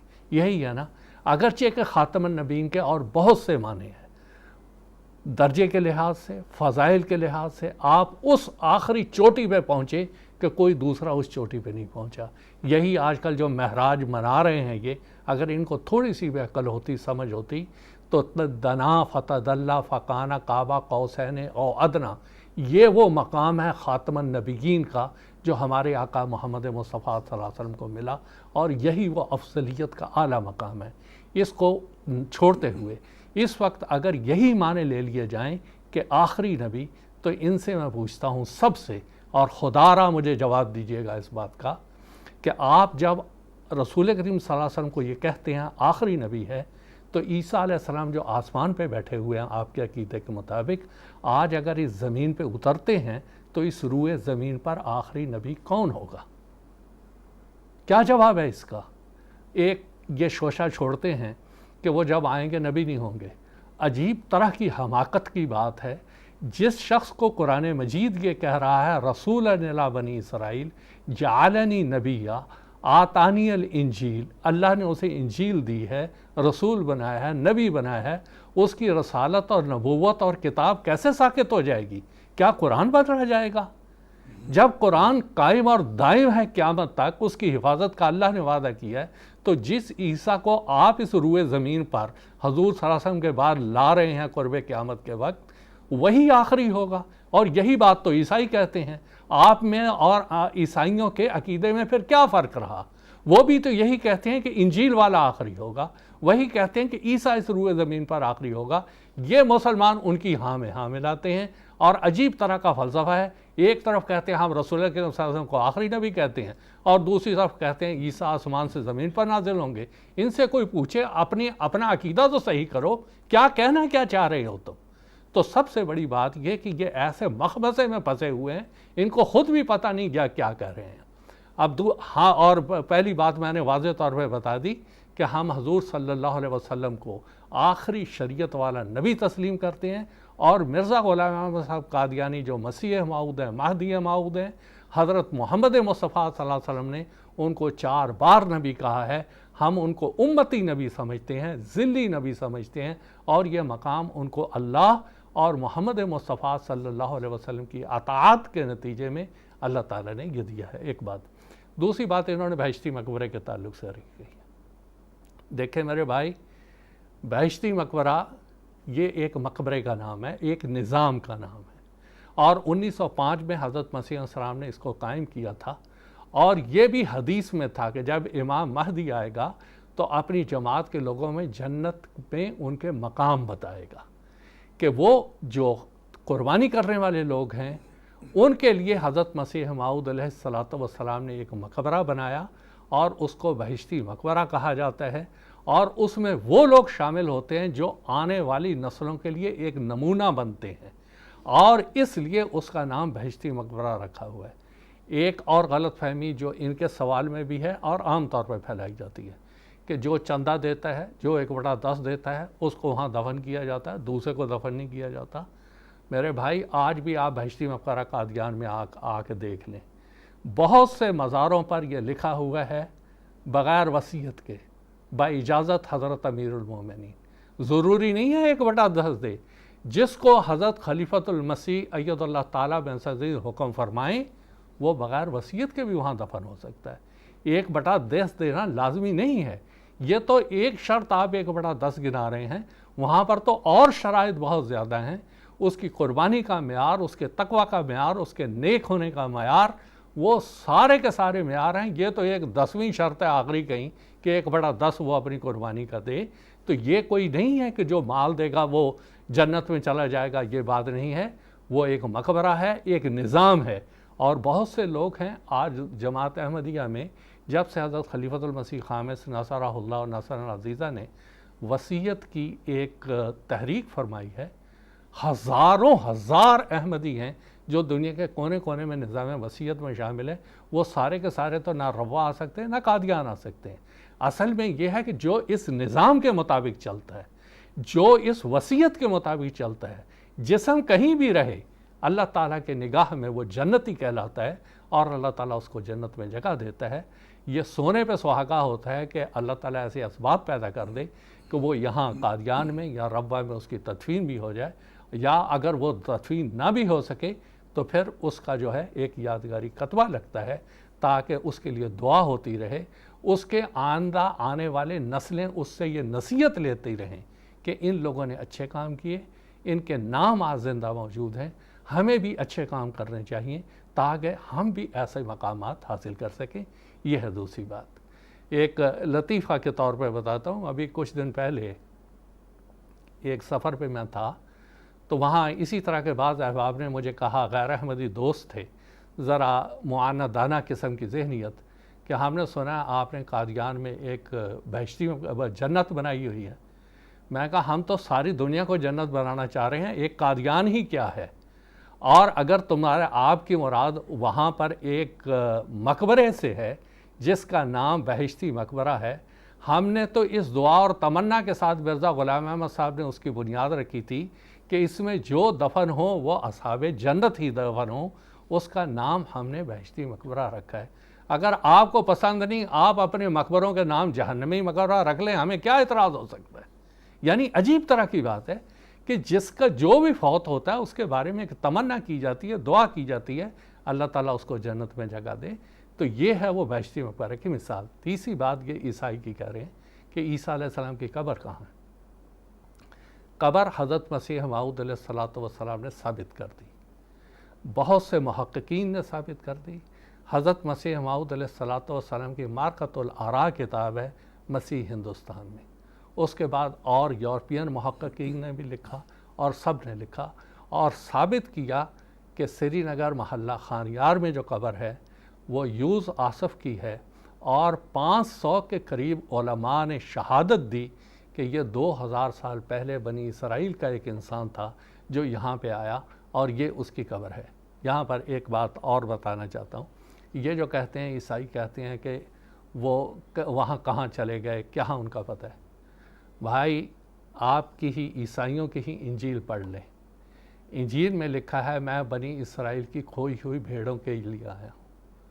اگر تاریخ سے تھوڑی بھی واقفیت ہے تو یروشلم اور اس کے ارد گرد جو ان کا علاقہ ہے سارا، یہود کے 10 قبائل تھے، صرف بنیامین اور یہودا 2 قبیلے وہاں رہے تھے، 10 تو مشرق کی طرف آ گئے تھے۔ انجیل کہہ رہی ہے، عیسیٰ علیہ السلام کا قول ہے میں بنی اسرائیل کی کھوئی ہوئی بھیڑوں کے لیے آیا ہوں۔ 10 تو ادھر رہ گئے، وہاں جب پہنچے ہی نہیں تو ان کے آنے کا مقصد کہاں سے پورا ہوا؟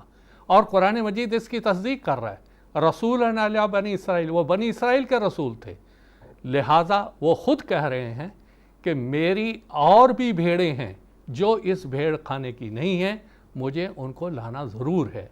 ان کی تلاش میں وہ مشرق کی طرف آئے اور یہاں آ کے انہوں نے ان کو تلاش کیا، ان کو وہ پیغام پہنچایا جو اللہ کی طرف سے ان کو دیا گیا تھا۔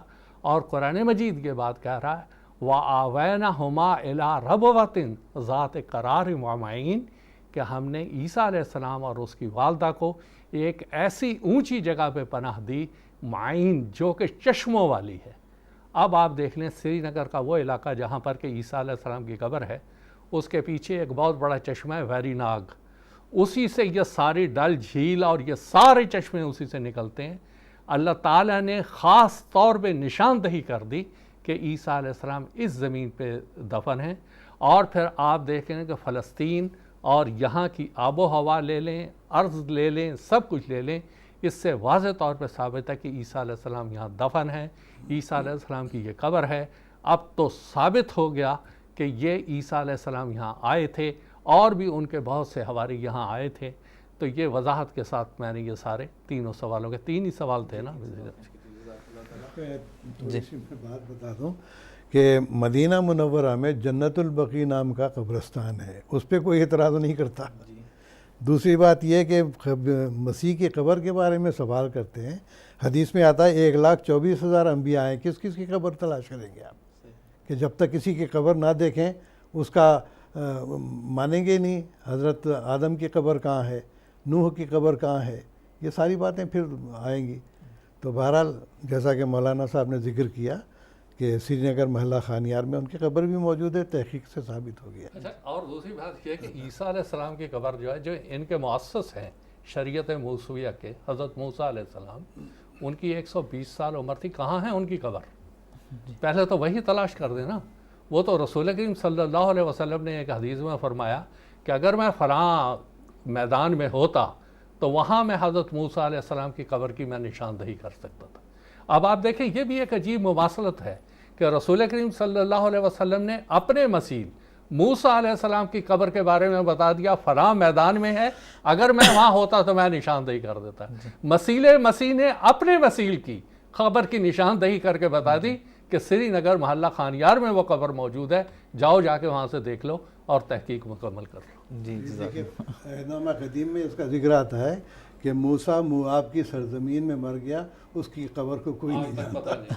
جی جزاکم اللہ تعالیٰ حسن جزا۔ یہ وقار صاحب تھے جرمنی سے، یہ بھی دراصل اپنے کرسچین دوستوں کو بھی تبلیغ کر رہے ہیں، اپنے مسلمان دوستوں کو بھی تبلیغ کر رہے ہیں۔ یہ بھی دراصل خلیفۃ المسیح کی تربیت کا نتیجہ ہے کہ اسلام کی ترقی کے لیے اور اسلام کی تبلیغ کے لیے جماعت احمدیہ کے نوجوان بھی میدان میں حصہ لیتے ہیں۔ ایک اور ٹیلی فون کالر ہیں جو کہ کیرلا انڈیا سے ہیں، مکرم عبدالحمید صاحب، ان سے بات کرتے ہیں۔ السلام علیکم ورحمۃ اللہ عبدالحمید صاحب۔ وعلیکم السلام ورحمۃ اللہ علیہ۔ جو سب سے پہلا میں پینلسٹ کو میرا طرف سے سلام کر رہا ہوں۔ ہلو صاحب ہم سن رہے ہیں، آپ کو اپنا سوال پیش کریں۔ تو میرا ایک ہے کہ آدم علیہ السلام جو پہلے انسان ہے کر کہتے ہیں عام مسلم لوگ، جو ان کے پسلی کے ہڈی سے ان کو ان کے جو اوا اما کو جو بنائے، ایسے سب کہتے ہیں، اس کے بارے میں تھوڑا ہمیں۔ اور ایک میرا اور بھی ایک سوال ہے۔ ہلو جی آپ اپنا پہلا سوال بھی دوبارہ دہرا دیں۔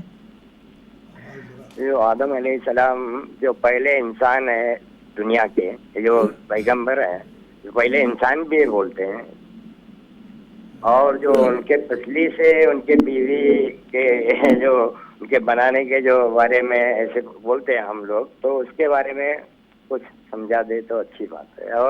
اور ایک میرا ایک سوال ہے کہ جو اجمیر خواجہ محی الدین چشتی جو ہیں، ان کے جو تبلیغ کرنے کا جو انداز ہے، وہ قوالی کے درجے جو بولتے ہیں، تو اس کے بارے میں بھی کچھ ہمیں سمجھا دے تو بہت مہربانی ہوگی۔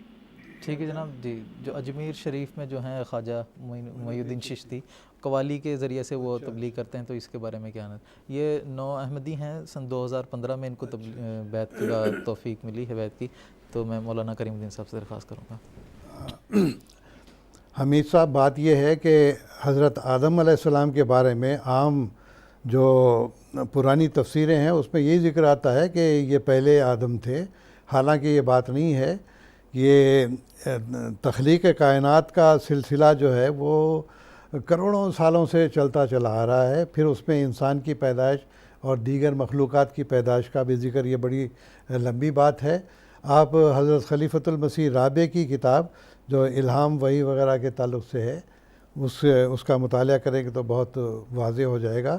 ہاں، عام طور پر غلط فہمی یہ ہے کہ حضرت آدم علیہ السلام جن کا ذکر قرآن مجید میں آتا ہے کہ انی جاعل فی الارض خلیفہ، تو وہ خلیفہ حضرت آدم علیہ السلام تھے، تو یہ وہ آدم ہیں جو نبی اللہ ہیں۔ تو گویا کہ ہم عام طور پر سمجھتے ہیں کہ یہ 600 یا 700 سالہ پرانا جو دور ہے یہ نبوت کے اعتبار سے ہم لیتے ہیں، جو آدم علیہ السلام پہلے نبی تھے۔ 6000 سال کا عرصہ، یہ 7واں ہزار چل رہا ہے ہمارا، تو اس لحاظ سے اس دور کا جو آدم ہے وہ نبی اللہ تھے، لیکن یہ پہلے انسان نہیں تھے، بلکہ دیکھیے کہ اللہ تعالیٰ نے جو فرمایا کہ اذ قال اللہ للملائکۃ انی جاعل فی الارض خلیفہ، تو وہ خلیفہ بنانے کا جو ذکر آتا ہے تو اس کا مقصد یہ تھا کہ پہلے وہاں مخلوق موجود تھی، ان کے لیے کوئی اللہ تعالیٰ نے اپنا جانشین بنانا تھا جو ان کی تبلیغ اور ہدایت کا کام کرتا، ان کی تربیت کا کام کرتا۔ تو بہرحال آپ تفسیر کبیر کا بھی مطالعہ کریں گے تو اس سے بھی آپ کو اندازہ ہو جائے گا۔ تو جس آدم کا ہم قرآن مجید کے ذریعے سے ذکر کرتے ہیں وہ پہلے نبی ہیں اس دور کے، ہمارے اس دور کے، اس سے پہلے بھی کئی ہوں گے۔ اسی طرح سے شاید آپ نے کبھی سنا ہوگا حضرت محی الدین ابن عربی رحمۃ اللہ علیہ، جو بڑے مشہور بزرگ ہیں، ہسپانیہ کے بڑے مشہور عالم دین، اور فتوحات مکیہ بھی انہوں نے کتاب لکھی ہوئی ہے، تو اس میں انہوں نے اپنے ایک کشف کا ذکر کیا ہے کہ میں خانہ کعبہ کا طواف کر رہا تھا اور میرے ساتھ جو ہے بڑے بڑے لمبے تڑنگے آدمی تھے، تو وہ بھی خانہ کعبہ کا طواف کر رہے ہیں۔ تو میں نے پوچھا کہ کیا آپ آدم ہیں؟ تو انہوں نے کہا کہ کس آدم کی بات کر رہے ہو؟ آدم تو ہزاروں ہوئے۔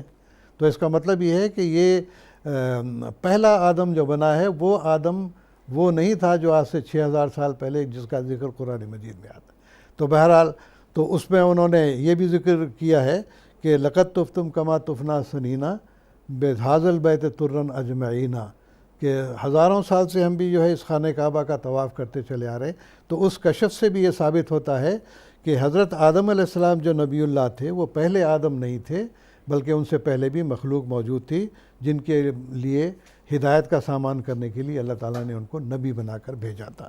ایک بات تو یہی ہوئی۔ دوسری بات انہوں نے جو پوچھی ہے کہ حضرت معین الدین چشتی رحمۃ اللہ علیہ کی درگاہ میں جو قوالیاں وغیرہ ہوتی ہیں یا اور دوسری جگہوں پر بھی ہوتی ہیں، یہ بات یاد رہے کہ ہمارے صوفیاء کرام اور بزرگان دین جب تبلیغ اسلام کے لیے ہندوستان میں آئے ہیں تو اس زمانے میں ان لوگوں نے یہ دیکھا کہ یہاں پر راگ رنگ کی بڑی محفلیں ہوتی ہیں، لوگوں کو بڑی توجہ ہوتی ہے، سنتے ہیں بیٹھ کے، تو انہوں نے اسی کو محسوس کرتے ہوئے کچھ اس قسم کی منظوم کلام جو ہیں ان کو سنانے شروع کیے جو اسلام کی تبلیغ تھی، توحید باری تعالیٰ کے متعلق مضامین تھے، حضرت صلی اللہ علیہ وسلم کی شان میں تھے۔ تو ایسی باتیں انہوں نے سکھائیں، لیکن وہ محض ایک تبلیغ کے لیے ایک وسیلہ انہوں نے بنایا تھا۔ لیکن بعد میں ان لوگوں نے جو قبروں پہ قوالیاں شروع کر دی ہیں، یہ بدعت ہے دراصل، ورنہ حضرت صلی اللہ علیہ وسلم سے بڑھ کر اور کون ہو سکتا ہے؟ کیا آپ نے کبھی دیکھا ہے کہ مدینہ منورہ میں جب جاتے ہیں تو وہاں تو ہاتھ اٹھا کر دعا کرنے بھی نہیں دیتے، اس واسطے کہ وہ سمجھتے ہیں کہ اس طرح سے ایک بدعت پیدا ہو جائے گی۔ وہ کہتے ہیں دعا کرو کھڑے ہوئے، درود و سلام پڑھو، لیکن ہاتھ اٹھا کر دعا نہیں کرنا۔ اور اسی طرح سے حضرت صلی اللہ علیہ وسلم کے مزار مبارک پر کبھی کسی نے دیکھا کہ وہاں قوالیاں ہو رہی ہوں، وہاں طبلے بج رہے ہوں، ہارمونیم بج رہا ہو؟ یہ ساری بدعات ہیں۔ ان باتوں کو جو تبلیغ اسلام کے لیے ایک وسیلہ بنا لیا گیا تھا بعض بزرگان نے، اس کو پھر بعد میں جو ہے ایک بدعت کے رنگ میں اختیار کر لیا گیا ہے، اس کے ہم قائل نہیں ہیں۔ ہاں البتہ تبلیغ کرنی ہے، دعا کرنی ہے بزرگان کے مزار پر، بے شک دعا کریں جا کے، لیکن یہ راگ رنگ کی محفلیں سجانا، قوالیاں بنانا، یہ ساری بات کی بدعت ہے۔ جزاکم اللہ تعالیٰ حسن جزا۔ بنگلہ دیش سے ایک ٹیلی فون کالر ہیں مکرم عارف الزمان صاحب، ان سے بات کرتے ہیں۔ السلام علیکم ورحمۃ اللہ، عارف الزمان صاحب۔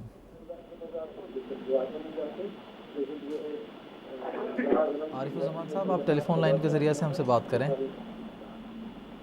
السلام علیکم ورحمۃ اللہ، عارف الزمان صاحب موجود ہیں ٹیلی فون لائن پر؟ ہم دوبارہ عارف الزمان صاحب سے رابطہ کرنے کی کوشش کریں گے۔ اس وقت ہم بات کریں گے مکرم خیر الاسلام صاحب سے، جو کہ اڈیشہ انڈیا سے اس وقت ہمارے ساتھ ٹیلی فون لائن پر موجود ہیں۔ السلام علیکم ورحمۃ اللہ، خیر الاسلام صاحب۔ وعلیکم السلام ورحمۃ اللہ وبرکاتہ۔ جی جناب۔ جی میرا سوال یہ ہے کہ مسلمانوں میں یہ عقیدہ کب سے رائج ہوا کہ اللہ تعالیٰ نے حضرت عیسیٰ علیہ السلام کو بجسم عنصری آسمان پہ اٹھا لیا؟ دوسرا سوال یہ ہے کہ رسول کریم صلی اللہ علیہ وسلم نے فرمایا حضرت سلمان فارسی رضی اللہ عنہ کے کندھے پہ ہاتھ رکھ کر کہ جب ایمان سوریا ستائر پر چلا جائے گا تو یہ اس کو وہاں سے لے آئیں گے. تو سلمان فارسی کے کندھے پر ہاتھ رکھنا اس میں حکمت کیا تھی؟ تیسرا سوال یہ ہے کہ غیر احمدیوں کی کتاب ہے اس کا نام قانون شریعت، مولانا شمس الدین صاحب اس کتاب کو لکھے ہیں. اس میں لکھے ہیں کہ جب دجال عروج پر ہوگا تو مہدی علیہ السلام اس کے پیٹھ پر نیزہ ماریں گے اور وہ باب لد ہوگا. تو یہ باب لد کون سی جگہ ہندوستان کے اندر ہے؟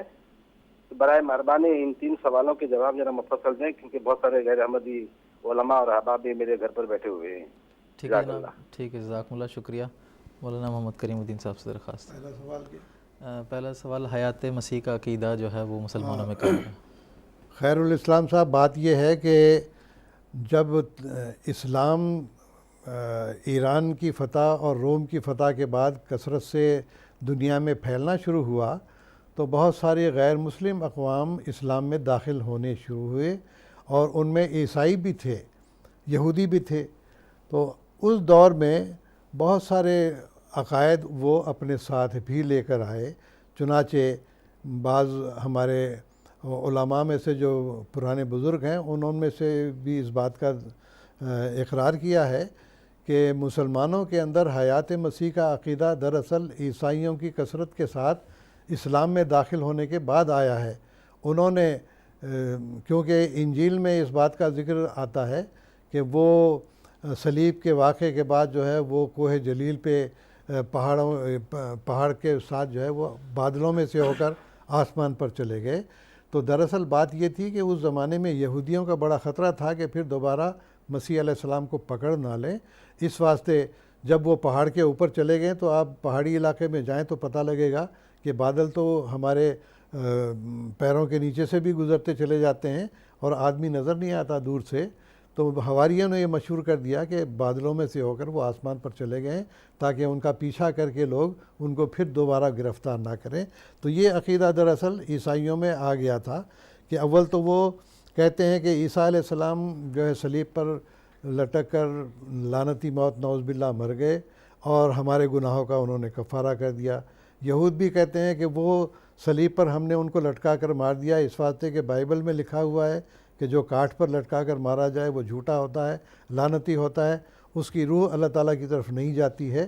تو یہ عقائد ان کے اندر پائے جاتے تھے. عیسائیوں نے بھی تسلیم کر لیا کہ انکار نہیں کیا. یہاں پر یہ 2 باتیں آپ یاد رکھیں کہ موقع کی گواہ جس کو آئی وٹنس ہم عام طور پر کہتے ہیں، یہودی اور عیسائی حواری تھے. ان دونوں کا یہ عقیدہ ہے اور ظاہری طور پر چشمدید گواہ ہیں. یہ یہودی کہتے ہیں صلیب پر لٹکا دیا، ہم نے مار دیا، اور عیسائی بھی کہتے ہیں کہ ہاں صلیب پر لٹکایا ہے، مار دیا ہے، لیکن وہ ہمارے لیے نجات کا سامان بن کر کفارہ ہو گئے. تو گویا کہ انہوں نے انکار نہیں کیا صلیب پر لٹکانے سے. لیکن تحقیق یہ ثابت کرتی ہے کہ مسیح علیہ السلام کو صلیب پر لٹکایا ضرور گیا تھا، لیکن ان کو زندہ اتار لیا گیا، ان کی ہڈیاں نہیں توڑی گئی تھیں. ان کا جب نیزہ مارا رومی سپاہی نے تو خون اور پانی نکلا جو زندگی کی علامت تھی. پھر اس کے بعد مرہم عیسیٰ لگا کر ایک قبر نما کمرے میں ان کو رکھا گیا. 3 دن تک ان کو جو ہے وہ علاج معالجہ کرنے کے بعد پھر وہ حواریوں سے ملے ہیں، پھر اس کے بعد چلے گئے ہیں. جیسا کہ مسیح ہندوستان میں جو کتاب مسیح موعود علیہ السلام کی ہے وہ آپ پڑھیں گے تو آپ کے ساری باتیں واضح ہو جائیں گی. تو بہرحال بات یہ ہے کہ مسیح علیہ السلام کے آسمان پر جانے کا عقیدہ عیسائیوں کی طرف سے آیا، جبکہ یہ غالباً 4 صدی یا 5ویں صدی کی بات ہوگی. اس واسطے کہ 3 صدیوں تک تو حضرت صلی اللہ علیہ وسلم نے فرمایا کہ خیر القرون قرنی ثم الذین یلونہم ثم الذین یلونہم. 3 صدیوں تک تو عقائد میں بگاڑ نہیں ہوا.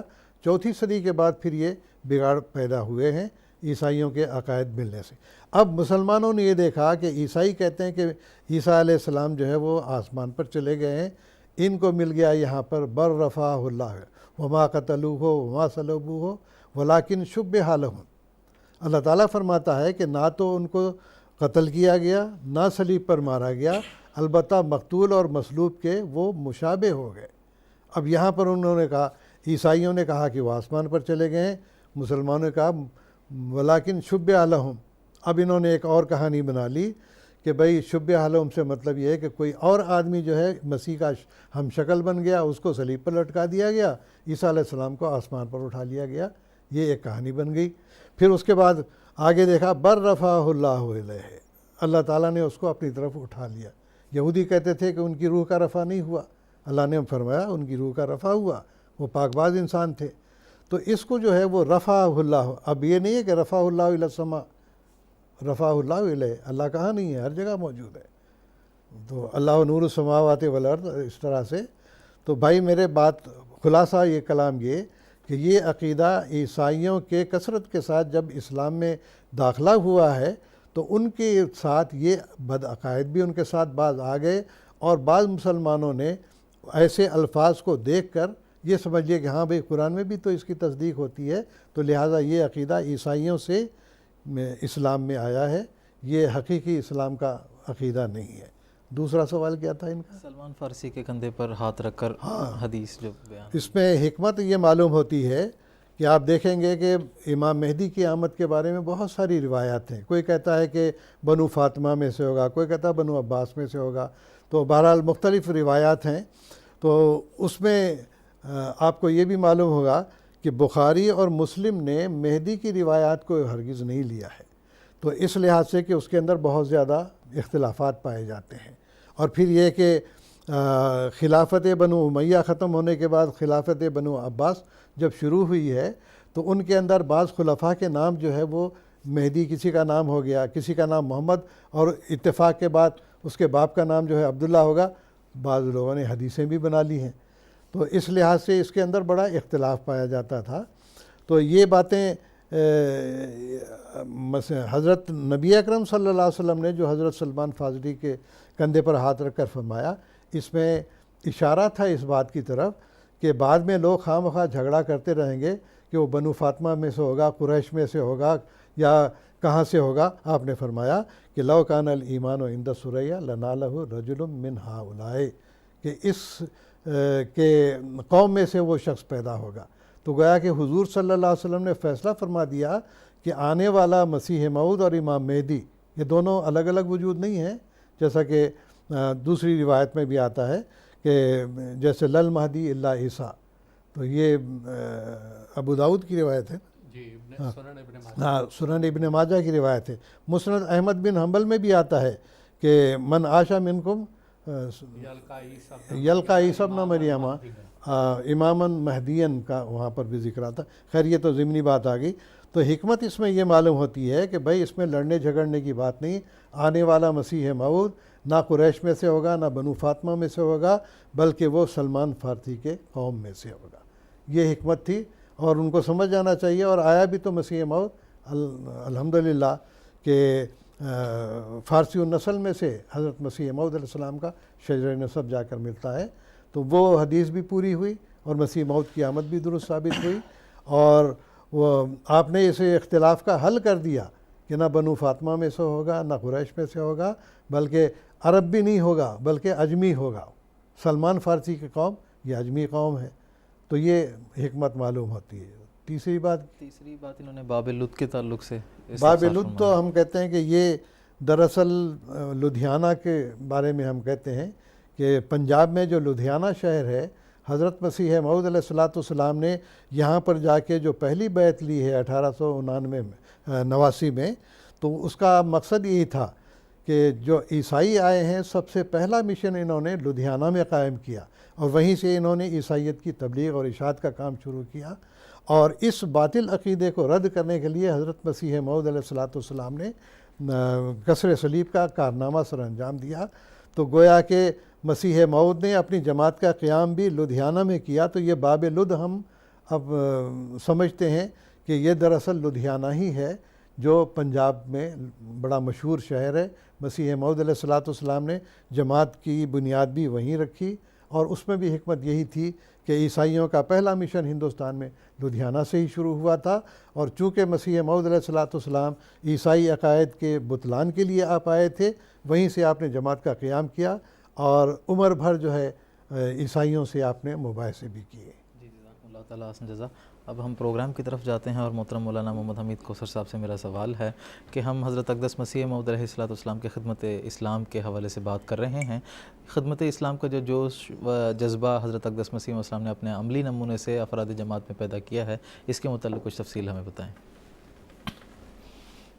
عملی نمونے سے خدمت اسلام کا جوش اور جذبہ جو حضرت مسیح موعود علیہ السلام نے پیدا کیا، اس کو اگر ہم اختصار سے بیان کریں تو حضرت مسیح موعود علیہ السلام کی خدمت اسلام یا تبلیغ اسلام کا جو سرچشمہ ہے وہ بنی نوع انسان کی ہمدردی ہے، اور اس بات کو الفاظ میں حضرت مسیح موعود علیہ السلام نے اپنی کتاب اربعین میں بیان فرمایا ہے کہ میں بنی نوع انسان سے ایسی ہمدردی رکھتا ہوں اور ایسی محبت رکھتا ہوں جیسے والدہ مہربان اپنے بچوں سے، بلکہ اس سے بھی بڑھ کر۔ میں باطل عقائد کا دشمن ہوں، اور باطل عقائد جن سے سچائی کا خون ہوتا ہے۔ اصل میں حضرت مسیح موعود علیہ السلام بنی نوع انسان سے جو آپ کو محبت تھی، وہی آپ کی تبلیغ کا سرچشمہ تھا، وہی تبلیغ تھی جو آپ دنیا میں کرتے رہے، وہی ایک مصدر تھا۔ باطل عقائد جن سے سچائی کا خون ہوتا ہے، باطل عقائد چاہے وہ کسی مذہب کے ہوں، چاہے وہ عیسائیوں کے ہوں، چاہے وہ ہندوؤں کے ہوں، چاہے وہ مسلمانوں کے ہوں، باطل عقائد کے حضرت مسیح موعود علیہ السلام دشمن تھے جن سے سچائی کا خون ہوتا ہے۔ سچائی سے کیا مراد تھی؟ سچائی سے مراد اسلام اور سیدہ محمد مصطفیٰ صلی اللہ علیہ وسلم۔ اب ہم دیکھتے ہیں باطل عقائد کا دشمنی آپ کہہ رہے ہیں، میں ان کا دشمن ہوں۔ عقیدے میں سے سب سے اہم عقیدہ جو ہوتا ہے وہ اللہ تعالیٰ کی احدیت اور وحدانیت کا عقیدہ ہے کہ اللہ ایک ہے، جو کل عالم کو چلا رہا ہے، جو انسان کی ضروریات کو پورا کرتا ہے، وہ احد ہے، قل هو اللہ احد۔ اسلام کی بنیاد اس بات پر ہے لا الہ الا اللہ، اللہ کے علاوہ کوئی معبود نہیں ہے۔ ہم دیکھتے ہیں کہ جب حضرت مسیح موعود علیہ السلام نے یہ اعلان فرمایا تھا، اللہ تعالیٰ کی وحدانیت کو ہی مشکوک بنا کے رکھ دیا گیا تھا۔ مثال کے طور پہ ہمارے اس ملک میں سناتن دھرم تھا، انہوں نے اللہ کو 3 حصوں میں بانٹ دیا، برہما، ویشنو، ویش، کہ یہ 3 حصوں میں اللہ تعالیٰ کی ذات ہے۔ برہما جسے پیدا کیا، وشنو جو اس عالم کو چلا رہا ہے، مہیش جس کو یہ کہتے ہیں کہ وہ سارے کا سارا آگے موت دیتا ہے۔ تو یہ اور پھر عیسائیت کو دیکھ لیں آپ، انہوں نے بھی خدا کو 3 حصوں میں بانٹ دیا۔ پھر ایک طبقہ یہاں پر ایسا تھا جس نے کہا اللہ تعالیٰ خالق نہیں ہے، اللہ تعالیٰ نے ارواح کو پیدا نہیں کیا ہے، وہ ان کا خالق نہیں ہے، اس نے ذرات کو پیدا نہیں کیا، وہ ان کا خالق نہیں ہے۔ اللہ تعالیٰ کی وحدانیت کو ہی مشکوک بنا کے رکھ دیا، جس کا نتیجہ یہ ہوا کہ اس دور میں اتنا شرک دنیا میں پھیل گیا، کوئی قبروں پہ جانے لگا، کوئی مورتی پوجا کرنے لگا، کوئی دہریہ بن گیا۔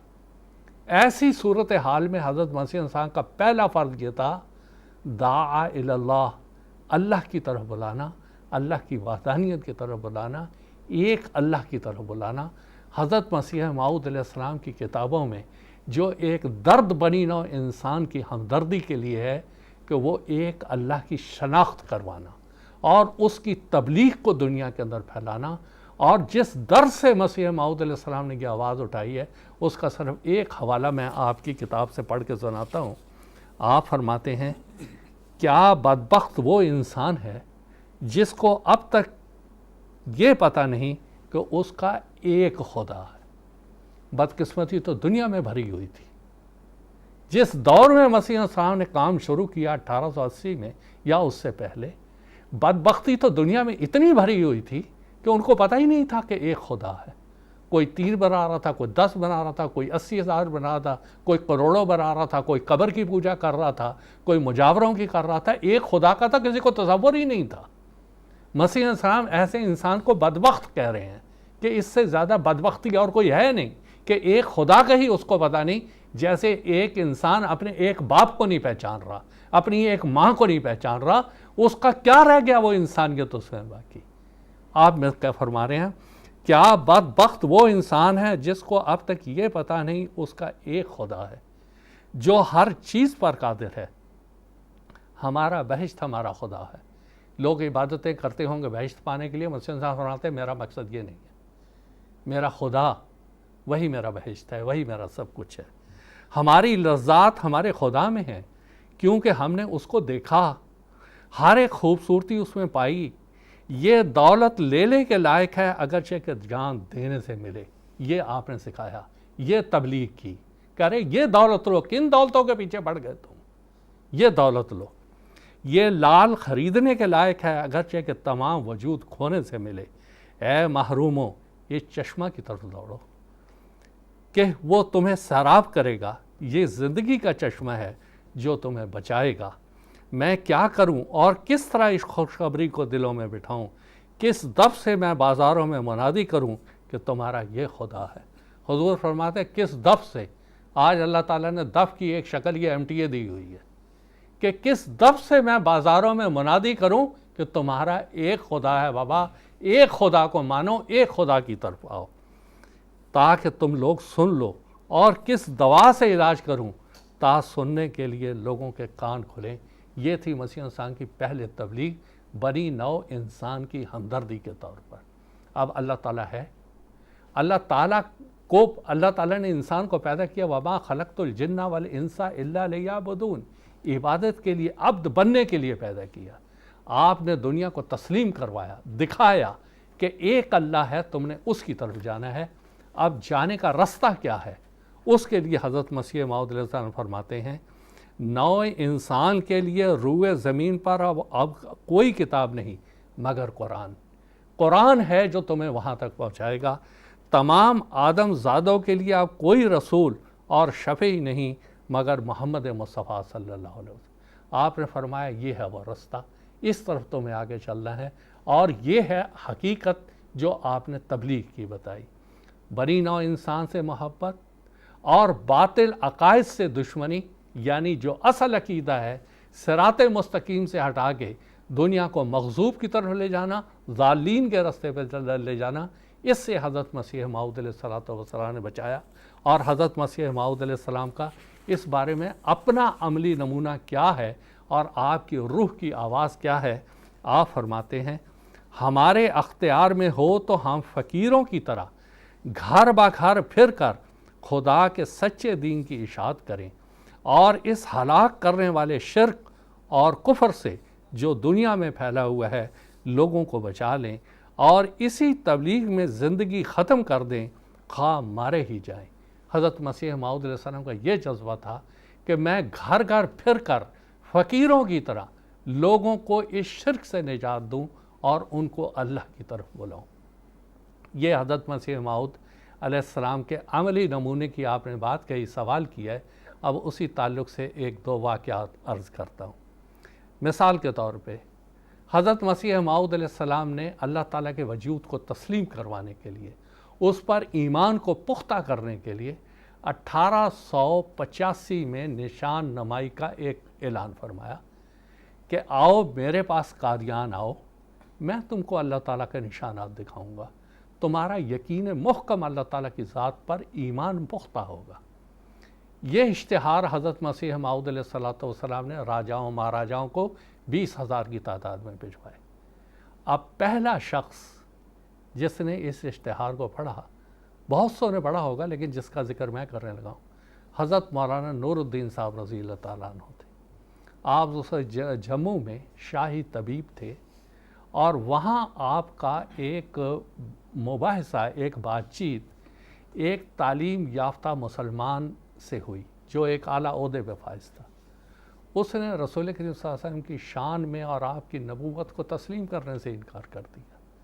اس نے کہا محمد صلی اللہ علیہ وسلم خاتم النبیین ہیں ایک استہزاء کے رنگ میں، کیونکہ استہزاء اس طرح سے کہ رسول کریم صلی اللہ علیہ وسلم اس کے کہنے کے مطابق بہت دانا انسان تھے. انہوں نے کہا اب میرے بعد دنیا کیونکہ علمی لحاظ سے ترقی کر گئی ہے، اس لیے اب وہ کسی نبی کو مانے گی نہیں، اس لیے میں یہ کہتا ہوں میرے بعد نبی آئے گا نہیں.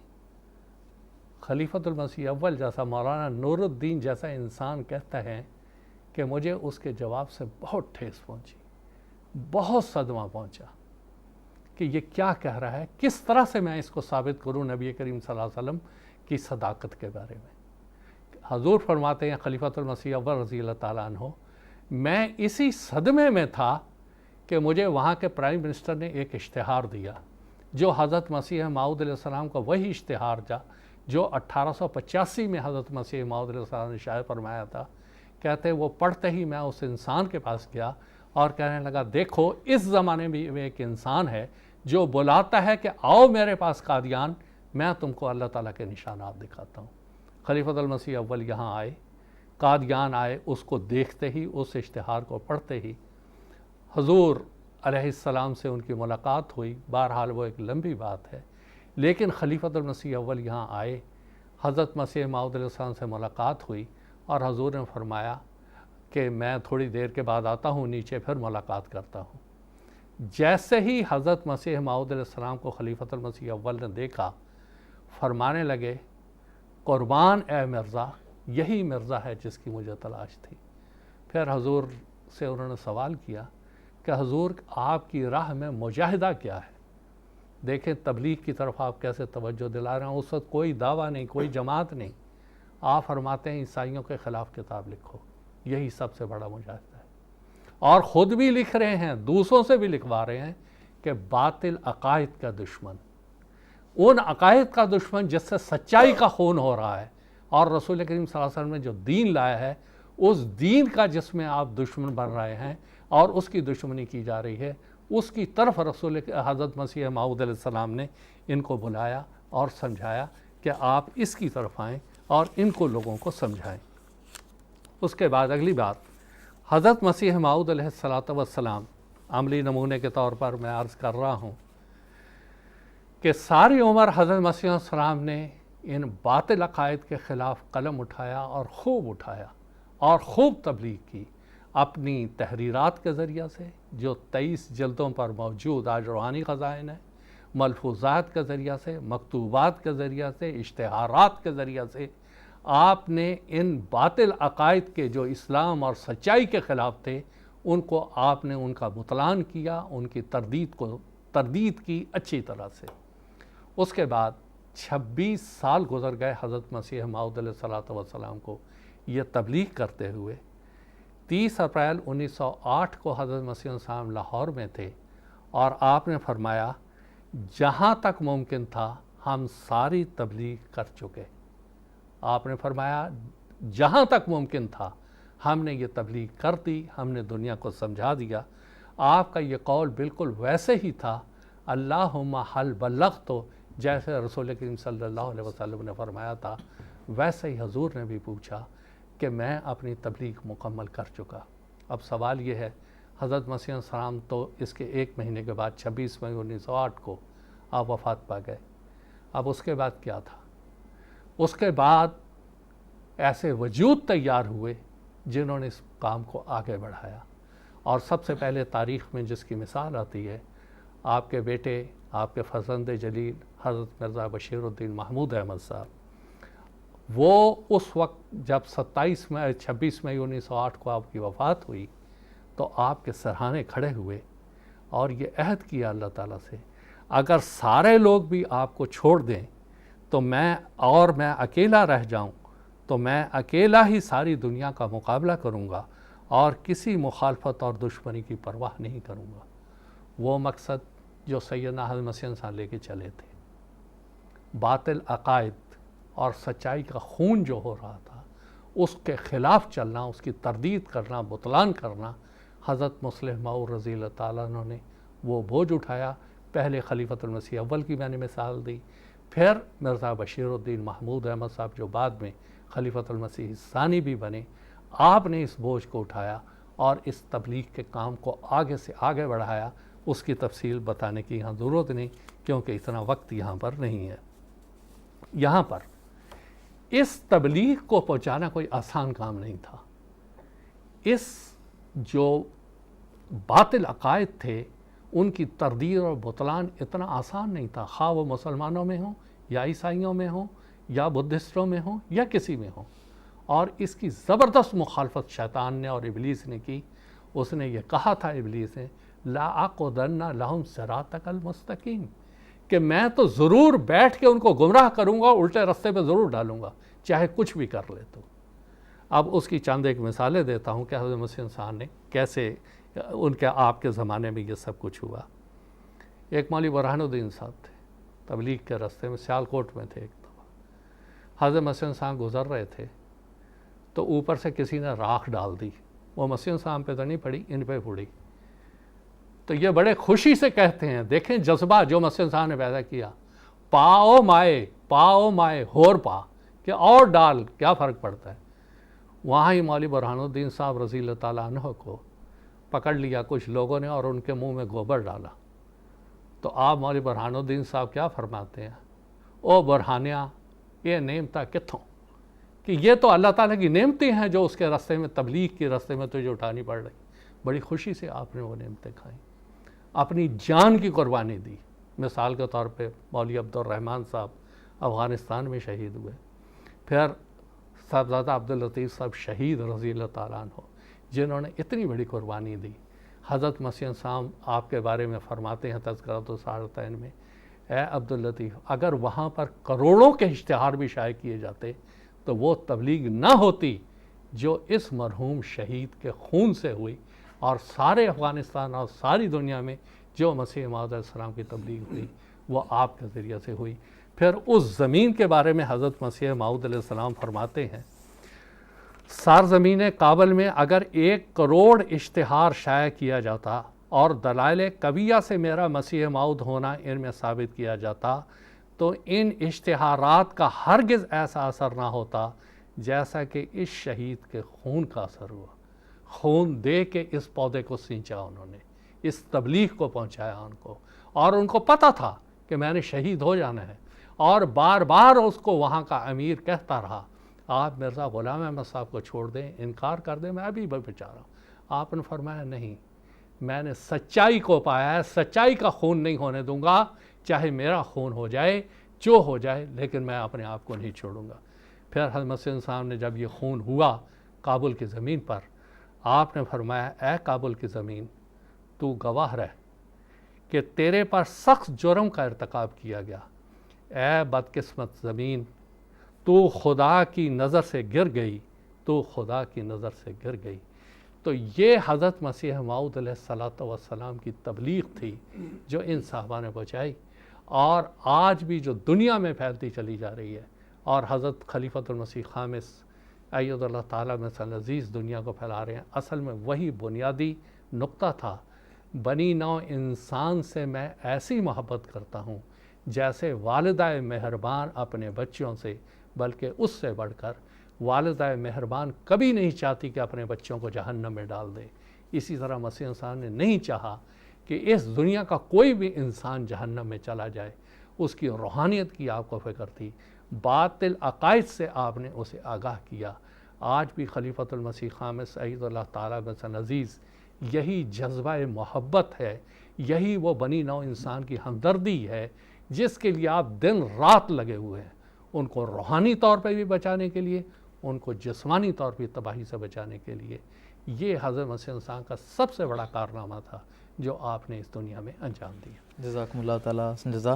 ناظرین کرام، اس کے ساتھ آج کے ہمارے اس ایپیسوڈ کا وقت ختم ہوا چاہتا ہے۔ بہت سے ٹیلی فون کالرز ہمارے پاس ہولڈ میں تھے لیکن وقت باقی نہ تھا، ان کا میں نام پڑھ دیتا ہوں۔ مکرم عارف الزمان صاحب بنگلہ دیش سے، مکرم فہیم احمد راشد صاحب پاکستان سے، مکرم شیخ اسماعیل صاحب نیپال سے، مکرم محمد آصف چغتائی صاحب برطانیہ سے، انور احمد صاحب پاکستان سے، اور فاروق احمد صاحب جمشید پور انڈیا سے۔ تو میں آپ سب سے معذرت خواہ ہوں. انشاءاللہ تعالی ہم اپنے آئندہ کے ایپیسوڈز میں وقت کی رعایت کے مطابق آپ کو انشاءاللہ ضرور موقع دیں گے. اس وقت میں سیدنا حضرت اقدس مسیح موعود علیہ السلام کا ایک مختصر اقتباس آپ کی خدمت میں پیش کرنا چاہتا ہوں، جس میں جماعت احمدیہ کے متعلق آپ فرماتے ہیں: یقیناً سمجھو کہ یہ خدا کے ہاتھ کا لگایا ہوا پودا ہے. خدا اس کو ہرگز ضائع نہیں کرے گا. وہ راضی نہیں ہوگا جب تک کہ اس کو کمال تک نہ پہنچا دے، اور وہ اس کی آبپاشی کرے گا اور اس کے گرد احاطہ بنائے گا اور تعجب انگیز ترقیات دے گا. کیا تم نے کچھ کم زور لگایا؟ بس اگر یہ انسان کا کام ہوتا تو کبھی کا یہ درخت کاٹا جاتا اور اس کا نام و نشان باقی نہ رہتا.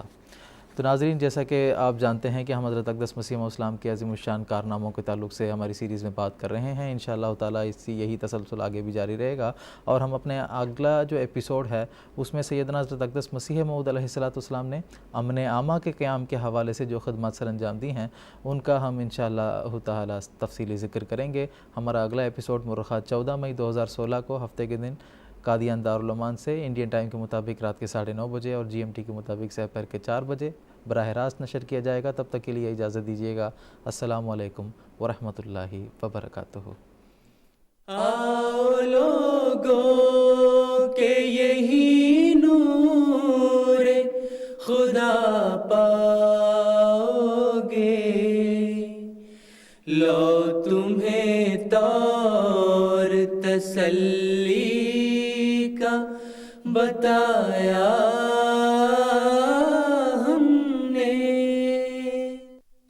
آؤ لوگوں کہ یہی نور خدا پاؤ گے، لو تمہیں طور تسلی کا بتایا